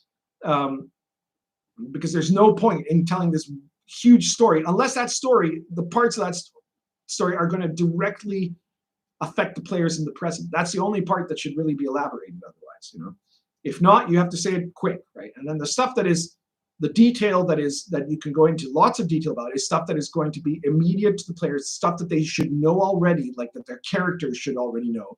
You have to be sure they know that really well. Like, how do you behave in court, right? If you're in a noble court, or what is expected of you in the feast days, right? Those are things that every character should know, and so so a player won't just break it because he was never told that, right? So the present has to be detailed better than the past. And weaving world lore organically into gameplay. Okay, that's good. Whether creating a single city or an entire plane of existence, this course provides the creative structure and practical guidance to help DMs build vibrant, living worlds for their long-term campaigns. So that is the only one of these courses that I would even probably consider recommending to anyone. Like, I can't imagine any of the other ones being good. The next one is campaign building.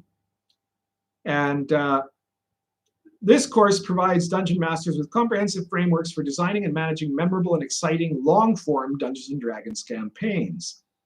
Emphasizing narrative structure, the course focuses on 4 key pillars: meta-narrative construction, faction and NPC development, campaign placing, and the integration of player agency. That does kind of sound okay, doesn't it? But then they fuck it up completely. DM will learn to craft compelling long-term story arcs, maintain narrative consistency along sessions, and create dynamic factions and NPCs that evolve in response to player choices. Practical tools and guided workshops help DMs structure campaigns that are emotionally engaging, narratively coherent, and responsive to emergent gameplay. That's what we're being told here. Good Lord. I mean, Jesus. And who are the people that are doing this one? Well, again, people that you undoubtedly know, like by heart now. Kelly Lynn D'Angelo.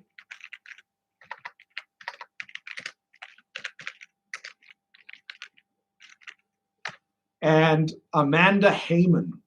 So Kelly Lynn D'Angelo is listed as a comedian, musical animation, and fantasy writer based out of Los Angeles. She writes stage musicals and plays Dungeons & Dragons professionally. And that's pretty much what we can get out of her, I think. You see if I can get her resume here, because I find that really remarkable. If we could get her resume going here. No, apparently not. She did not post a resume.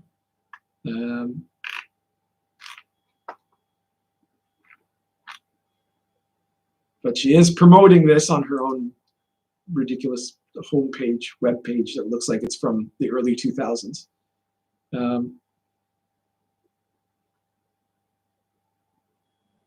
Oh, let's see what the biography in here says. So she was involved in the original D&D in a Castle event as a dungeon master. She is a television, book, musical, and TTRPG writer. Recent credits include Amazon's Critical Role, Legends of Vox Machina, TBS's Miracle Workers, Adult Swim's Final Space, and Dungeons & Dragons Candlekeep Mysteries. She has been a professional GM since 2015. Her credits include dungeon mastering for Dungeons & Dragons Girls Guts Glory, being game master for Geek and Sundry's Tales from the Loop, and a player in Sirens of the Realms. She has participated in several D&D live events as dungeon master and player, as well as D&D celebration specials. So that is this person, Kelly Lynn D'Angelo, whose name I'd already forgotten. So there we go. And the other one is Amanda Heyman. Let's see what we have about her.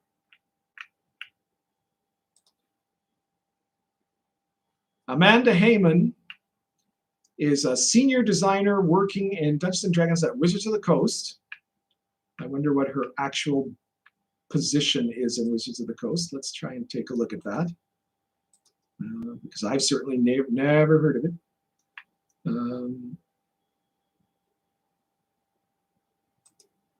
Oh, look at her X page. We've got Amanda Heyman, Senior Designer, Wizards D&D. Design lead on Vecna, Eve of Ruin. Co-creator of the Starfinder RPG by Paizo. She, her, by Rainbow Flag, Black Lives Matter, WotC staff. I guess that tells you everything you need to know about Amanda Heyman. Oh, she was a former editorial director at Kobold Press. That doesn't speak well of Kobold Press, does it?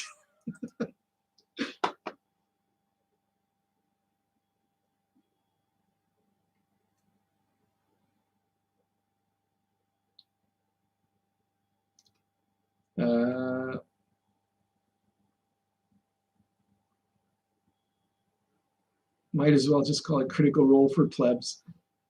You'll all die on. Professional DM is complete nonsense. Well, professional DM is, in theory, someone who gets paid to DM, and there are some people that do that. Now, whether it's something that one can actually qualify for, or that one can quantify the value of someone's professionalism at being a DM, that's a whole other story. But also, it is my position has always been that professional DMing, it alters the nature of the game, right? In a way that means that you're doing something. It changes the relationship. If the people who are playing are the people who are paying you, or if someone else is paying you and expecting it to be done for a particular purpose, in both cases, it means you do not anymore have the control over the game. And controlling the game is part of the essential feature of a dungeon master, right? He has to be the one that gets to decide what happens, not the players, not some other guy who's giving you money, right? Or else you failed as a DM. So yeah. Wayne Brack says, one of the witches ruining my hobby. Oh yeah, before I got cut off, I was trying to tell people, and once again now there's 34. I don't know if it's the same 34 people before my webcam mysteriously died, but what I was trying to say was that this live stream is not monetized at the moment. So if you want to give a super chat, then you're very welcome to do so. As you can see, I don't only read super chats. I'll read comments from the general population. But if you do a super chat, I'll definitely read it out loud, unless it's something that would get me banned from YouTube. Right? And money from my super chat goes to the Domino Fund to buy her cat toys and pay off her. It actually wasn't that expensive, but to pay off her spaying and her chipping. So there you go. She's finally on my lap now, which is nice. All right. Yeah, Isaac Mark says, how do you preserve the simulation in paid DMing? That's about right. So that's the campaign building section. And it sounds absolutely terrible, both by the people who are in charge of it and the fact that they're talking about long-term story arcs, And then the last one is career building. This course is designed for dungeon masters looking to turn their passion for D&D into a sizable and sustainable creative career. Students will learn from industry professionals how to design, refine, and publish original content, from adventures and campaign settings to supplemental materials, while developing marketing and business knowledge needed to succeed in the gaming industry. Topic includes self-publishing strategies, running games for hire, content monetization, and building authentic online presence through streaming, podcasting, community engaging, and professional networking. Emphasis is also placed on collaboration with publishers and licensing partners, navigating contrasts, and managing freelance logistics such as rate, invoicing, and intellectual property rights. Ideal for aspiring professional DMs, writers, and designers. This course provides a practical roadmap for transforming game mastery into creative entrepreneurship. So this sounds like, to some degree, it might make sense. Like, presumably the people who are going to be teaching this are people who do have sufficient expertise to become at least semi-famous professionals in the hobby or something like that, right? And certainly some of these are things that are not intuitive for a game designer, for example, to know, but I don't see how it fits in the context of DMing. Not every DM is set out to be a game designer. I've played with some incredible DMs that do really great DMing, but they couldn't write a book to save their life, right?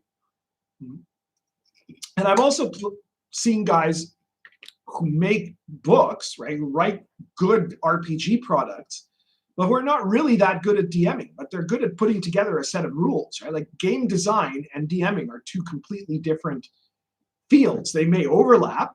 Like I think I'm a very good DM, and the fact that I always have a waiting list for my games kind of proves that. And I also think I know from the proof of the fact that I'm making a living off it that my game designing is good. But those are not the same set of skills. It's a totally different set of skills that you need to DM, right? Like you could be a game designer who could write a very coherent, good game, who could write, you know, excellent setting content. But maybe, you know, you're not very good at bringing it to life, right? That is possible. And similarly, you could be a guy who's like a fantastic DM, but is really bad at writing and putting those thoughts into a collected whole, you know. Spaces, $20. Thank you so much, Spaces, for the Domino's Fund. If she's awake, please hold her up. She's actually sleeping. If you missed the beginning, at the beginning she was climbing all along my shelf there, threatening to throw everything to the ground. So you have to rewatch the start of this live stream to see some domino actions. I don't want to lift her up while she's asleep. She might wake up later. If she does, I will. If we're still streaming and you're still here, I will raise her up in honor of your $20 if she wakes up. Curry Scott says, "Hey, pundit and all." All right, so that's the career building section. Let's see who is actually doing the teaching here, right?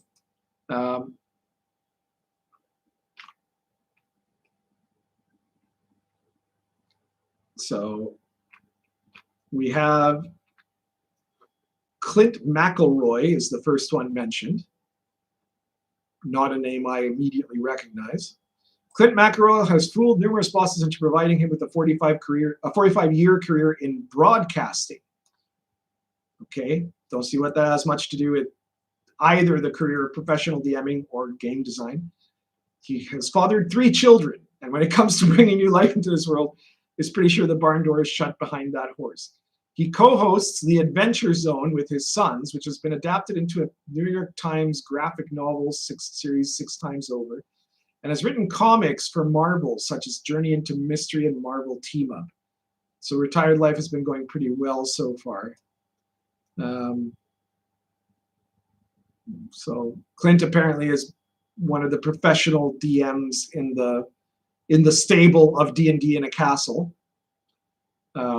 Not a lot there. Like, I mean, okay, yeah, he's broadcasting is not really a thing, but he has apparently managed to convert a campaign that he obviously produced, published, televised somewhere, and that ended up, you know, becoming a comic book or something like that. So I guess technically he's marginally applicable to this. He also sounds like his teaching style is going to be telling a bunch of stories about his grandkids and not really getting anywhere. You know, he's going to tell you about how back then he tied an onion to his belt, which was the style at the time, you know. So whatever, okay. Next one is Eliza Teague, who in her bio appears to be dressed in a fur coat, a peasant handkerchief over her headscarf, and she's holding a sword that looks too unwieldy for her. A 24-year veteran, pronouns she, her, hers. Okay. A 24-year veteran in the tabletop gaming industry, Eliza Teague has worked on over 100 published cards and board games written for various RPGs, including Dungeons & Dragons, Marvel Multiverse, Welcome to Night Vale, The Cracked Moon, Gloomhaven, Imarian Knights, Wordlings, Kids on Bikes, and many more. So that is, you know, if you say I'm a 24-year veteran of the tabletop gaming industry, this started in 2001, right? Okay, that could mean almost anything. Now, if you say I've worked on over 100 different games, if you've worked on over 100 different games and I don't immediately recognize your name, you're probably useless, right? Like, you know, if you worked on 100 different games, I should know your name, right? And if almost all of those RPGs or games that you mentioned are games I do not recognize, the only ones I recognize there were obviously Dungeons and Dragons, Marvel Multiverse, and Kids on Bikes, only because it's such a terrible game. But that's it. So, you know, that's pretty sad. Like, it means like, what were you? Were you like the coffee boy or something? Eliza was previously senior producer of role-playing games at Renegade Games Studios, where she wrote and produced RPG books for the Power Rangers, G.I. Joe, and Transformers, as well as Vampire the Masquerade and World of Darkness. All of those were terrible, apparently, right? Like Renegade Game Studios is part of where, well, it's where what was left of the World of Darkness crawled to die, right? Known for social intrigue, dig mystery plots, and puzzles in her writings, she chose the chapter on how to use puzzles in your game for D&D's Tasha's Cauldron of Everything. This is just getting worse and worse, right? Like, no, sorry, you are not known for any of those things because no one knows who you are, woman. Was lead designer of board games at Geek Outs, Kingdom Hearts Talisman, House on the Hill, Widow's Walk, and co-designer and art director of Apocrypha Adventure Carrier. I would bet hard money. Now, listen, I have worked on a couple of major, you know, corporate products, specifically 5th edition of Dungeons and Dragons and Doctor Who, right? Both of those are well-known products. They're both highly successful products, by the way, that I had a major influence on making successful, right? In D&D, in terms of their overall planning and structure, right? Like what was this game meant to be for? How is it meant to work? And being a huge champion of the, you might not all like this, but of the advantage and disadvantage mechanic as a kind of killer app that would allow casuals to play better.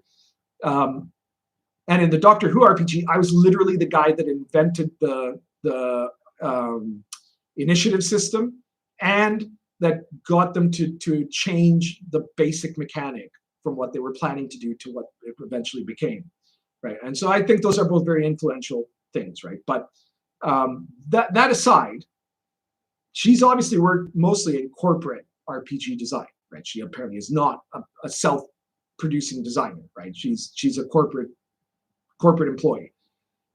But she claims to have all of this, you know, reputation, right?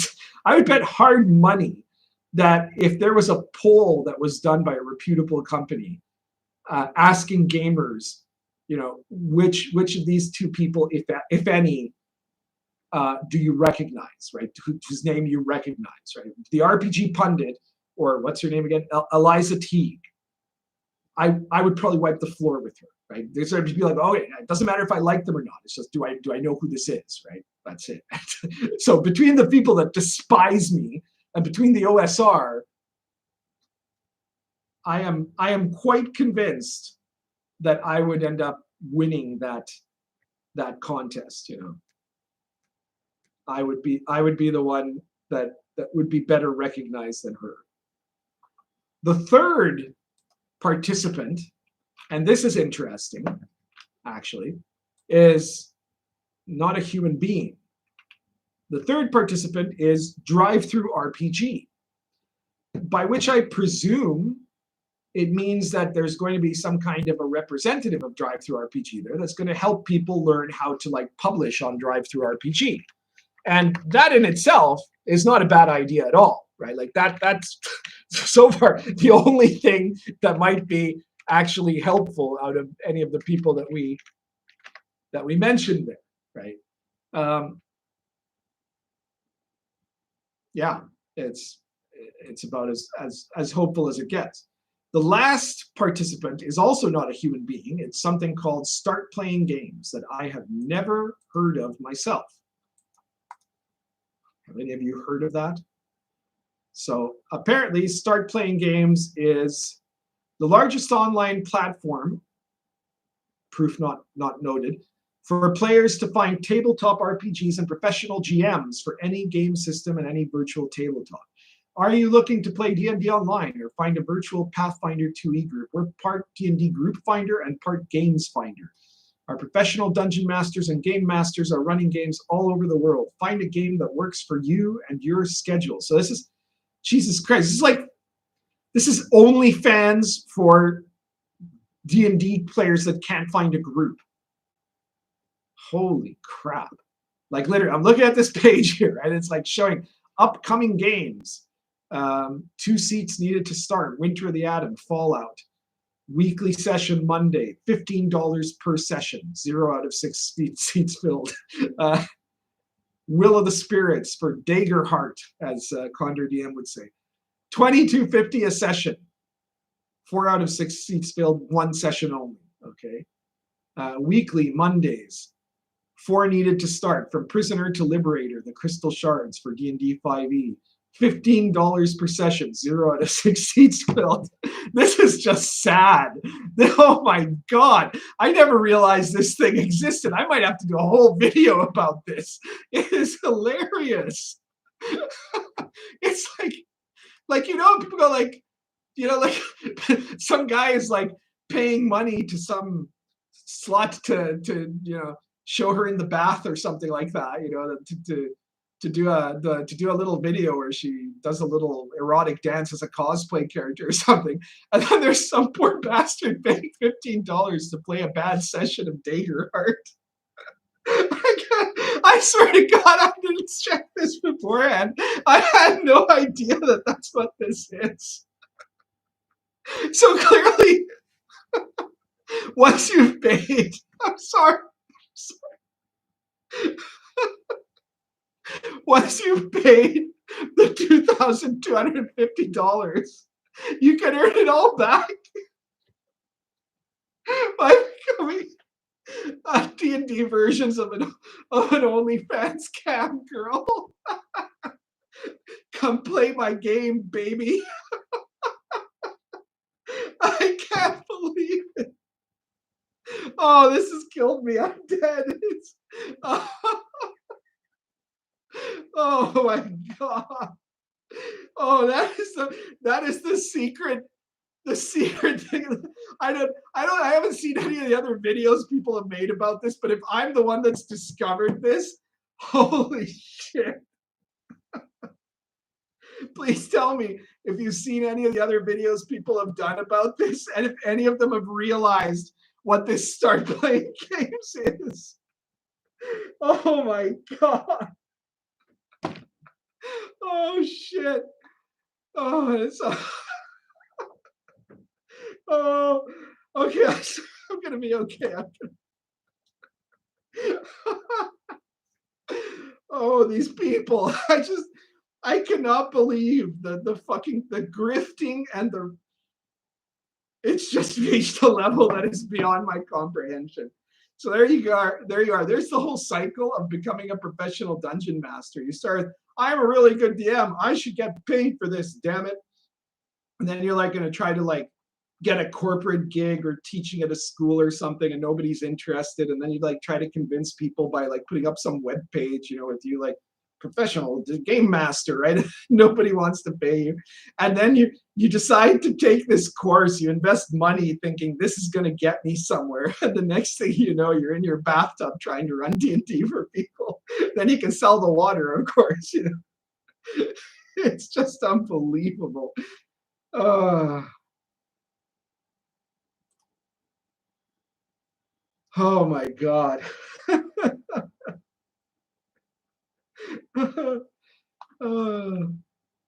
Holy shit. Let me see if I've missed anything during my bit.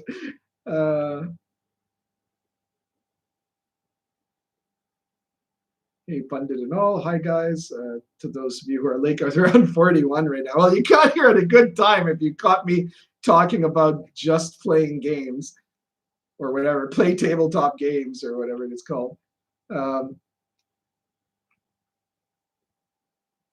Let me see here. It's amusing how many unemployed paid DM GMs there are. Well, there you go. That's why you go to start playing games and you become a professional cam DM for people. I was raised a poor orc child. Ponzi schemes. Yeah, it's like some kind of like a version of like timeshare sales for like, you know, Ponzi scheme hotels or something. Josh Peters says, oh man, speaking as a GM, I can only say nobody needs to see that. 30 years ago, the ad for that would have been on the back cover of comic books along with sea monkeys. I was raised a poor child says, was there a safe word?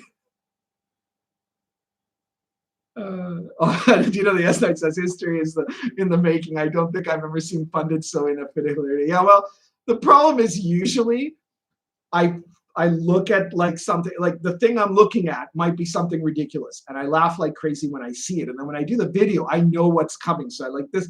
This is, you caught me in an unexpected moment, right? Because I looked through the page of D&D in a Castle, but I didn't bother to look directly at the D&D of the professional professors of Dungeon Master Universities biographies, which I did live right now, right? And then I definitely didn't bother to check what was whatever the hell it was called, the what is it, play table, startplaying.games, right? I thought it was something. I thought it was some aid to like game designers or to people who want to live stream or something like that, right? I had no idea that it was going to be OnlyFans for cheap professional DMs. My mind is blown. I can't believe it. It's crazy. They should have called it Only Games. You're right, Overkill Joe. The problem is these people don't want to realize that they're basically, literally now they are cam whores if they do this, right? Cam whores. Domino is still, she slept right through my laughing fit. She's very good about that. Unlike, well, she's like Meatball used to be. Meatball would just sit there and she wouldn't move. It didn't matter what I did. If I shifted, whatever. On the other hand, Big Chungus, who some of the old timers in this channel might remember before she passed away. Rest in peace, Chungus and Meatball. Big Chungus, she would get on my lap. But if I made the slightest movement, if I slightly shifted like that, she'd panic and jump off every time.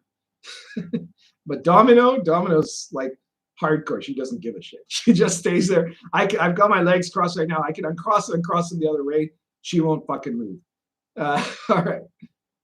I wouldn't play Daggerheart with these retards if they paid me $250.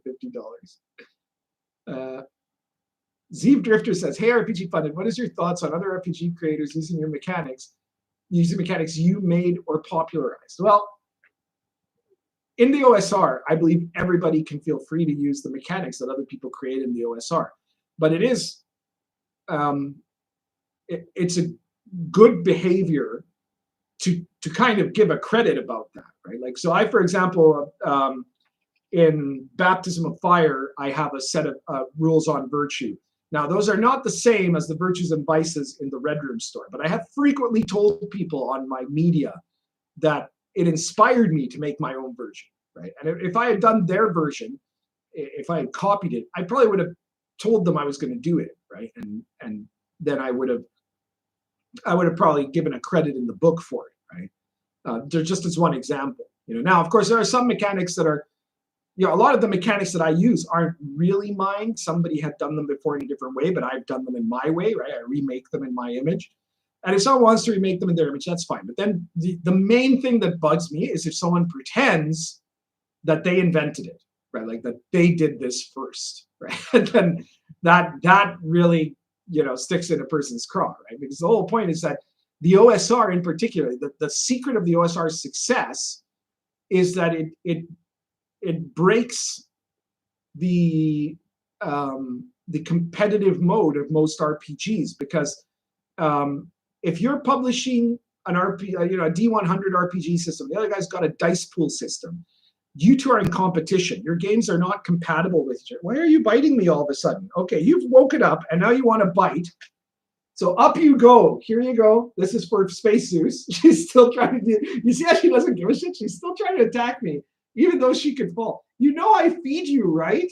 You know that I'm the only person that gives you food. Why do you always want to bite me? Why do you want to bite me? I blame her childhood for this, right? Like she was abandoned as a baby in a garbage bag, left to die, and I think that she's got issues because of that. So you can see her there trying to devour me. Someday you'll eat me, but that's when I'm dead. That's if you're lucky and you outlive me, you'll get to be the one that eats me. Otherwise, it'll be some other cat probably. All right. So what was I saying? Oh yeah, that as a rule, RPGs are in competition with each other. The OSR breaks that because Venture Satanis's game or Kevin Crawford's game or anybody else's game who does OSR is not in competition with me. They're producing a game that is compatible with mine, and mine is compatible with them, and you can mix and match, right? So it is in the benefit of everybody who's making OSR games to promote other good OSR games, to promote the good games that are out there, because you can say, look, buy my games, but check out these guys' games. Check out the Red Room store. Check out Venture Satanis. Check out Kevin Crawford, and all the other good ones, right? Because it's just, you can use their rules in my game. You can use my rules in their game. My magic items, my monsters, their magic item, their monsters, right? And so when you suddenly get a guy who tries to or a girl who tries to break out of that and say, look, this is its own thing, it's very clearly taken completely from the OSR, and this is, you should just focus on this, right? And kind of intentionally doesn't lie, but intentionally kind of downplays the influence of the OSR in terms of their promotion and stuff like that. That is something that bugs me, right? I was raised a poor child says, don't make a hobby a business. Well, I hate to tell you, but you're looking at a guy who has made his hobby a business and has been very happy at it. Now, the secret of my success, I think, is that I make the stuff I want to make. And luckily, I have a set of skills that lets me make games that are pretty unique. Like, you would need to have degrees in history and religious studies to make the games I make, right? To make them the way that I make them, at least. And I've been lucky enough that I've got a group of people that like those games, right? And so it was fortunate. I wasn't guaranteed that I was going to end up being able to make a living of it, and I would never want to make. My success means I don't have to, luckily, to make RPG products that I don't really care about, right? I want to make RPG products that I care about, right? The Song, whether it's the Song Dynasty or Imperial Rome or something else, you can bet that the next big product I make is going to be about something I'm really interested in, like I am with Imperial Rome or with the Song Dynasty, right?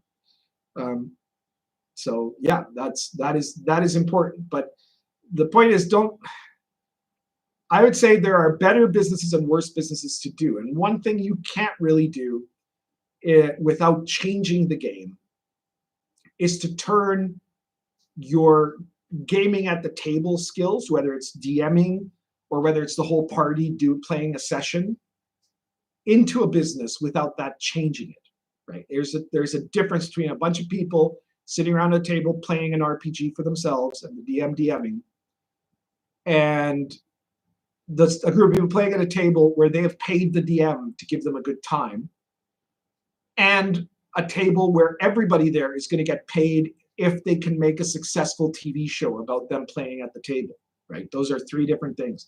And that really ruins it, right? The game design has always been business, right? So if you're designing modules, adventures, core books, and whatever, that's good, right? My only advice would be, don't make products just for the sake of making products. You should make products about stuff that you've played or that you like or that you would like to run or whatever, right? But it should be stuff that you're interested in. And ideally, you should keep DMing or playing as you design, because that does change things. First of all, it inspires you, right? A bunch of my adventures, not the Dungeon of Doom, obviously, but a lot of my other adventures that I've done were adventures that I ran, of course, right? And so that makes it very different than an adventure that you just do in isolation, right?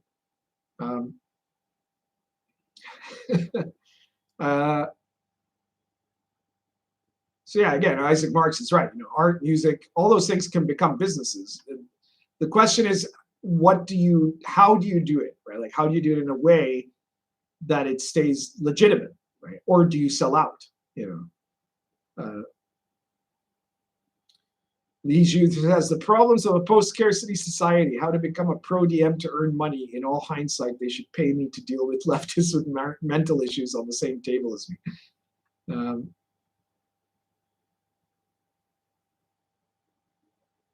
Saturn Mind says, I think I just found my purpose in life. Is that by becoming a DM cab whore? Is that it? Well, more power to you, Saturn9. Good luck with that.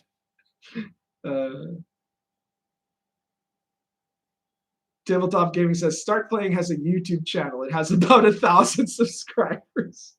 Oh God, it gets sadder. I can't believe that. I'll have to check out that YouTube channel later. The S Knight says, R.I.P. Chungus and Meatball. Meatball, a cat for the ages. The funny thing is, Chungus and Meatball were both there from the start, both of them, right? But when Chungus was around, everybody loved Chungus more than Meatball. And then after Chungus passed away, Meatball started showing how cool she was as a cat. Right? Chungus had the obvious thing. She was huge. She was a big fatty, and people like that. But Meatball has, in some ways, more personality. I guess Chungus had the personality of being a cat of very little brain, right? Which is something, I guess. Domino, on the other hand, is pretty smart, and it's funny how she's like manic. She switches from being totally cool about everything. You take her to the vet every single time I take her says that she's the best behaved cat she's had that day, right? Like she just is totally relaxed about all this stuff, right? Whereas, like, for example, both Meatball and Chungus would fight tooth and claw not to be put into the little carrier box, right? And this one just goes right in and comes right out, and she has no problem with it, right? And she can lie on top of me on my lap or whatever, or on the bed, and sleep like a baby, and then become really cuddly, and she'll climb up on my chest and want me to pet her, and she's so friendly. And then, like, at the snap of a finger, she suddenly turns into the biting demon you saw a little while ago, right? Like, and I don't know what, there's nothing that seems to cause it. It's just something switches in her brain. It's all right. I've got a few hand scars to prove it, but it's still fine. She's an awesome cat.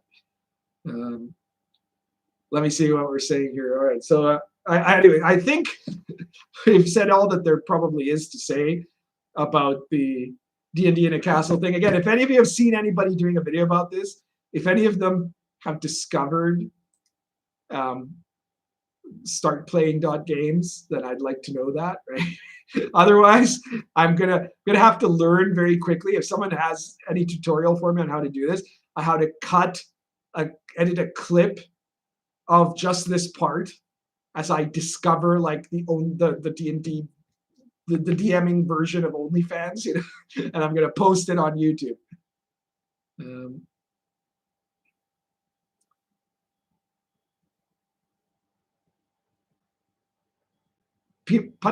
Josh Peters says, Pundits is a historian, me too.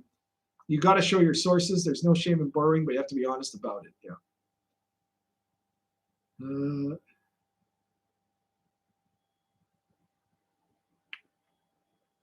Lijou says,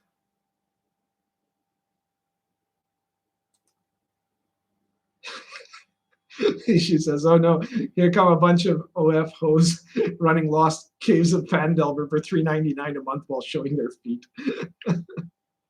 Dice Tales, Chungus was great, but Meatball was the literary critic. That's very true. She really was. Dice Tales says, the less said about DM University, the better. Tabletop Gaming with Phototech. Long live Domino and the Pundit. Thank you, guys. All right. So does anyone have any other questions for me? Anything else to comment on? Any recent news you've heard? Anything we want to talk about? We're already at about the 2 hours and 30 minutes mark. Although there was a brief interruption there when my camera went out. Luckily, it's back. If anyone has something to say, feel free to say it. If you want to be sure I'll read it out loud, you can put a super chat on it, I will read it out loud unless it'll get me banned. Oh, Isaac Marks. I think you said that already, but I missed it, didn't I? Is there a good number of monotheistic RPG fantasy non-historical settings, or are they very rare? They are very rare. Oh yeah, you did post that up there. I know I saw it for a moment and then I lost it somehow. Sorry about that, Isaac. For whatever reason, I guess because D&D started, fantasy settings are generally presented as being polytheistic settings, even though they're set in a medieval type world, which in the real world was monotheistic. So it's just odd, right? It's bizarre. Because in fact, one of the features of a medieval society would be like, you wouldn't have the medieval society you have without monotheism. The proof of that is like, you kind of see it in Baptism of Fire, right? Monotheism is what united Western culture. Otherwise, you had this bunch of different pagan people who worship different pagan gods, right? And there was not that unity. It was only the unification of European culture could only happen under the aegis of the monotheism of Christianity. If not, the cultures would have remained disparate. Uh-oh, look at who's there planning to make trouble on my shelf. So it doesn't make any sense. But there are very, very few games that have monotheism. There are one or two that I remember. There's a GURP setting that was monotheistic, I think. And there might be a couple of others. I guess technically speaking, Lord of the Rings is monotheistic. Hey, do not go on top of my tobacco jars. Those are glass jars. You're going to fall down. You're going to break something. Probably not yourself, but probably my tobacco. So don't do it, cat. Don't do it. I literally have eyes in the back. Hey, do not go there. Come on. Come on over here. Come on. Come on back here. You get to be a cam girl for a little bit. There we go. There you go, Domino. Oh, you're such a good cat. You are such a cute cat, except that you like to bite me. Why do you like to bite me? All right.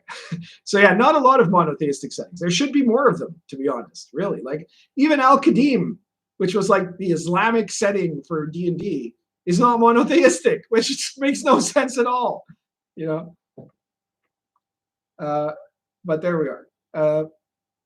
I was raised to poor child says, I'm so glad I made it safe for all attendees tonight. Our game was canceled, so at least I could catch some of this. I'm glad that you're here. I appreciate your moderating. Oda Manjiro said, oh yeah, when you originally ran a Star Adventure game, it was Star Wars, right? Did you invent any cool planets and or aliens for that campaign? Well, I did, but most of them were like one-shot appearances of planets and aliens. There were quite a lot of them. Some of them involved like weird Force stuff. For a while, they went into the unknown regions, and I decided to make that a very weird place. I did a lot of cribbing of several like typical space opera tropes. But because the characters were traveling from place to place because they were essentially on the run from the Empire, it meant that they didn't really have prolonged presence, because most of these were like planets where there's one weird thing going on, right, or something like that. So that's the gist of it for that campaign. On the other hand, I have thought up a number of races for the Sons of Heaven setting, some of which have already been mentioned in some of the Pundit Files products that have begun to outline that campaign. Richard Kuhn says, any advice on posh elf domestic in the Sky Islands in the World of the Last Sun? What do you mean by posh elf domestic? I feel like there's something either misspelt or wrong there. Did you mean to say domes? Posh elf domes? Well, in my version of the campaign, okay, posh elf domes. I realize that now. All right, so in my version of the campaign, actually, the posh elves who live in the floating islands of the World of the Last Sun do not live in domes. They either live in lower high-tech cities. Well, the ones in the upper band, I guess technically some of them live in high-tech cities that have a dome over them, right? Like sort of like what LOL is, right? But in the lower band where there's a breathable atmosphere, they mostly live in either towns or villages that have a kind of a, usually anywhere from a Renaissance to a Victorian tech level, but that's by how would you say, that's by their fancy, right? It's not that they're stuck at that tech level, but that they use more magic than tech, and so then they have tech, but they don't. They prefer to live in the old-fashioned way, right? Or they live in these complexes that are like basically similar in some ways to the underground complexes of the ancients, except not as sophisticated, that are inside the floating island, right?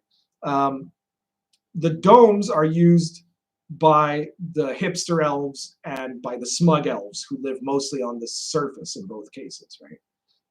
So there is that's how I did it in my campaign.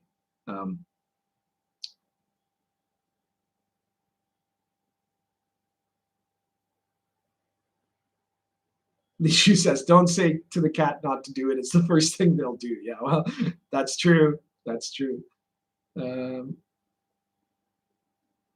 So what's next? What's going to be the next RPG Pundit project in the works? So the one that is currently out right now is the Dungeon of Doom, which was a co-production between me and Zoran Peterson, who is the grandson of Sandy Peterson, creator of the Call of Cthulhu RPG. The next one that is coming out is going to be Space Opera Adventure Locations 2, which details another half dozen or so buildings that you can find in the ruins of the former Human Confederation in the Sons of Heaven campaign. And of course, it adds both, an adventuring locale as well as more information about the setting of Sons of Heaven. And then the next one after that is going to be a monster manual, which will be important to my Sword and Caravan players eventually. That will be detailing a number of mythological monsters from China that will be found in the far eastern end of the Sword and Caravan setting. So Chinese monsters, those are coming up. Well, first space opera locations, second Chinese monsters.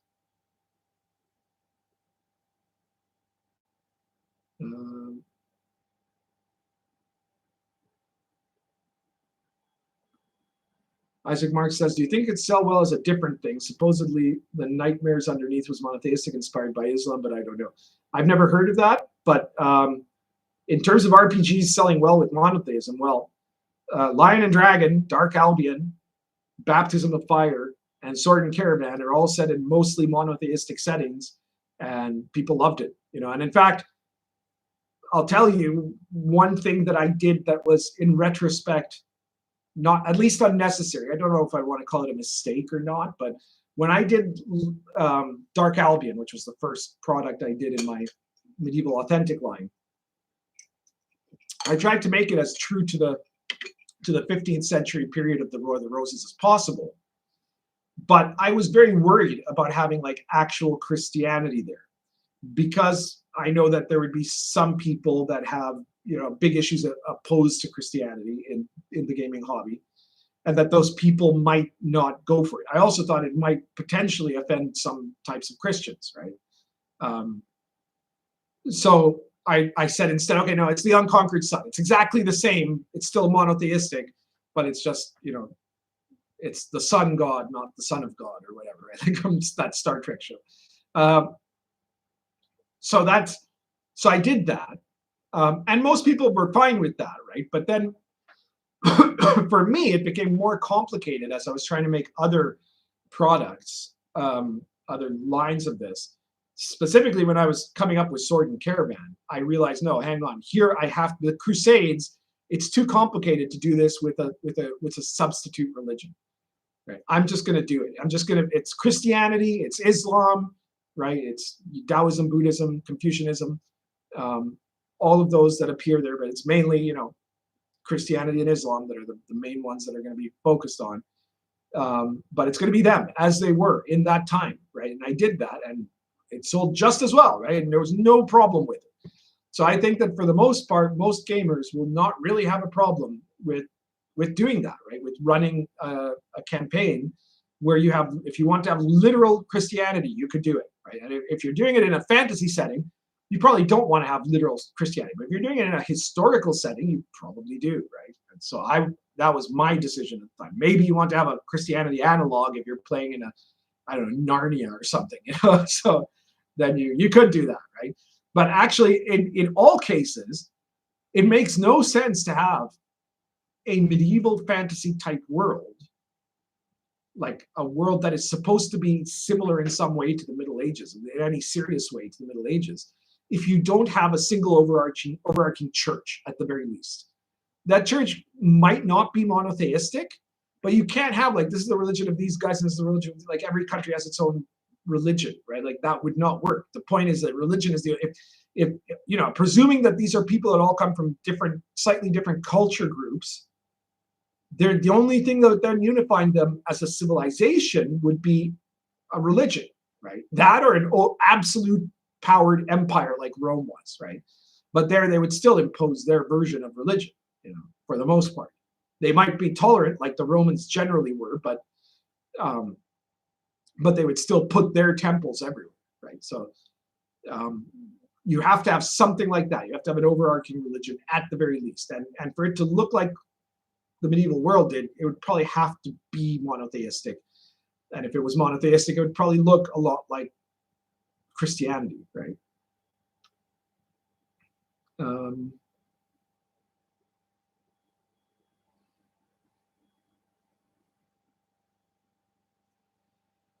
Oh my. Pundit, can we see Homestuck OS? I have no idea what I've heard of the word Homestuck. I have no idea what it is. I'm sorry. It is, I think it's a post-Gen X thing, so I do not know what it is.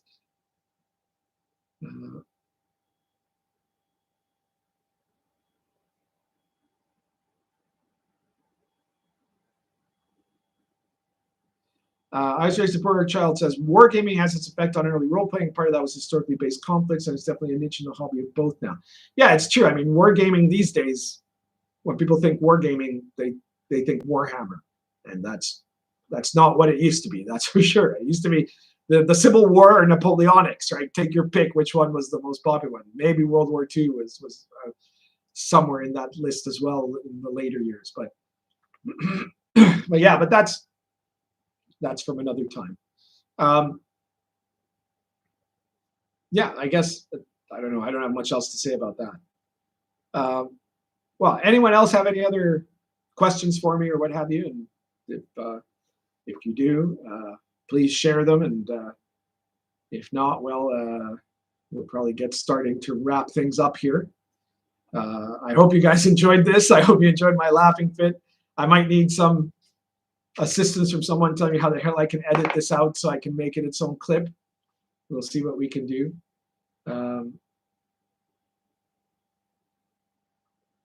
Manjira says, Warhammer used to resemble history to an extent once and used historical minis. Well, Warhammer looks a little bit like 16th century Europe, right? But not a lot. All right, I think we're about done here. We've had a very good laugh. Be sure to check out the Last Vikings if you haven't checked out already. Check out all my other products.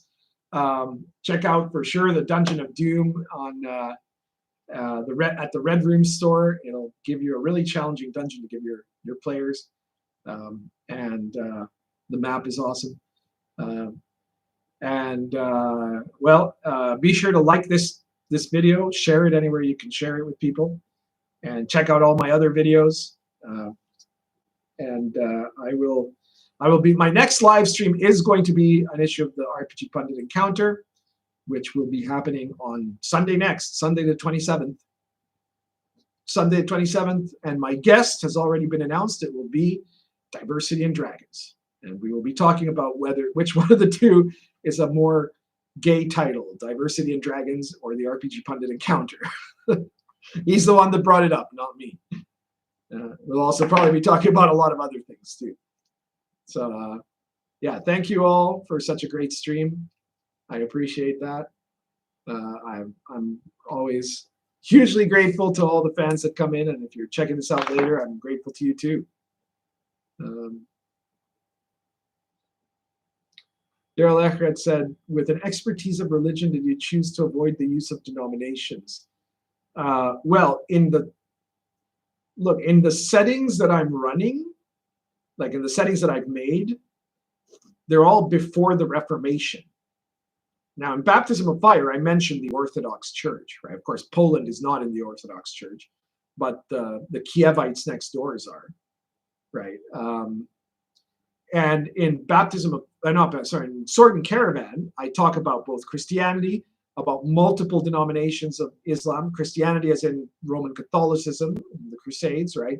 But also I talk about how there were the Nestorian Christians and other Christian denominations along the Silk Road. And I mention all the cities where there were large communities of those Christians. So I do actually make use of denominations. The problem is, if you're thinking about like Protestants, they didn't exist yet. I've never made an RPG that dates after Luther. So I don't have any of those. Not that I couldn't have, I certainly could. At some point, maybe I will. You never know. Except, that steps a little bit into the territory of Lamentations of the Flame Princess, who set their adventures usually in the 17th century. But I don't know. It might come up at some point. All right. So, guys, I guess that's everything for today. Thank you so much for watching. And we'll hopefully see you all in a week. It should be really exciting. I think apart from myself, the YouTube channel I most watch is Diversity and Dragons. He always puts on a good show. And I'm sure we'll put on a good show together on my live stream. Currently smoking. This is a Peterson Sherlock Holmes series oversized poker with Argento roots. Take care, everyone.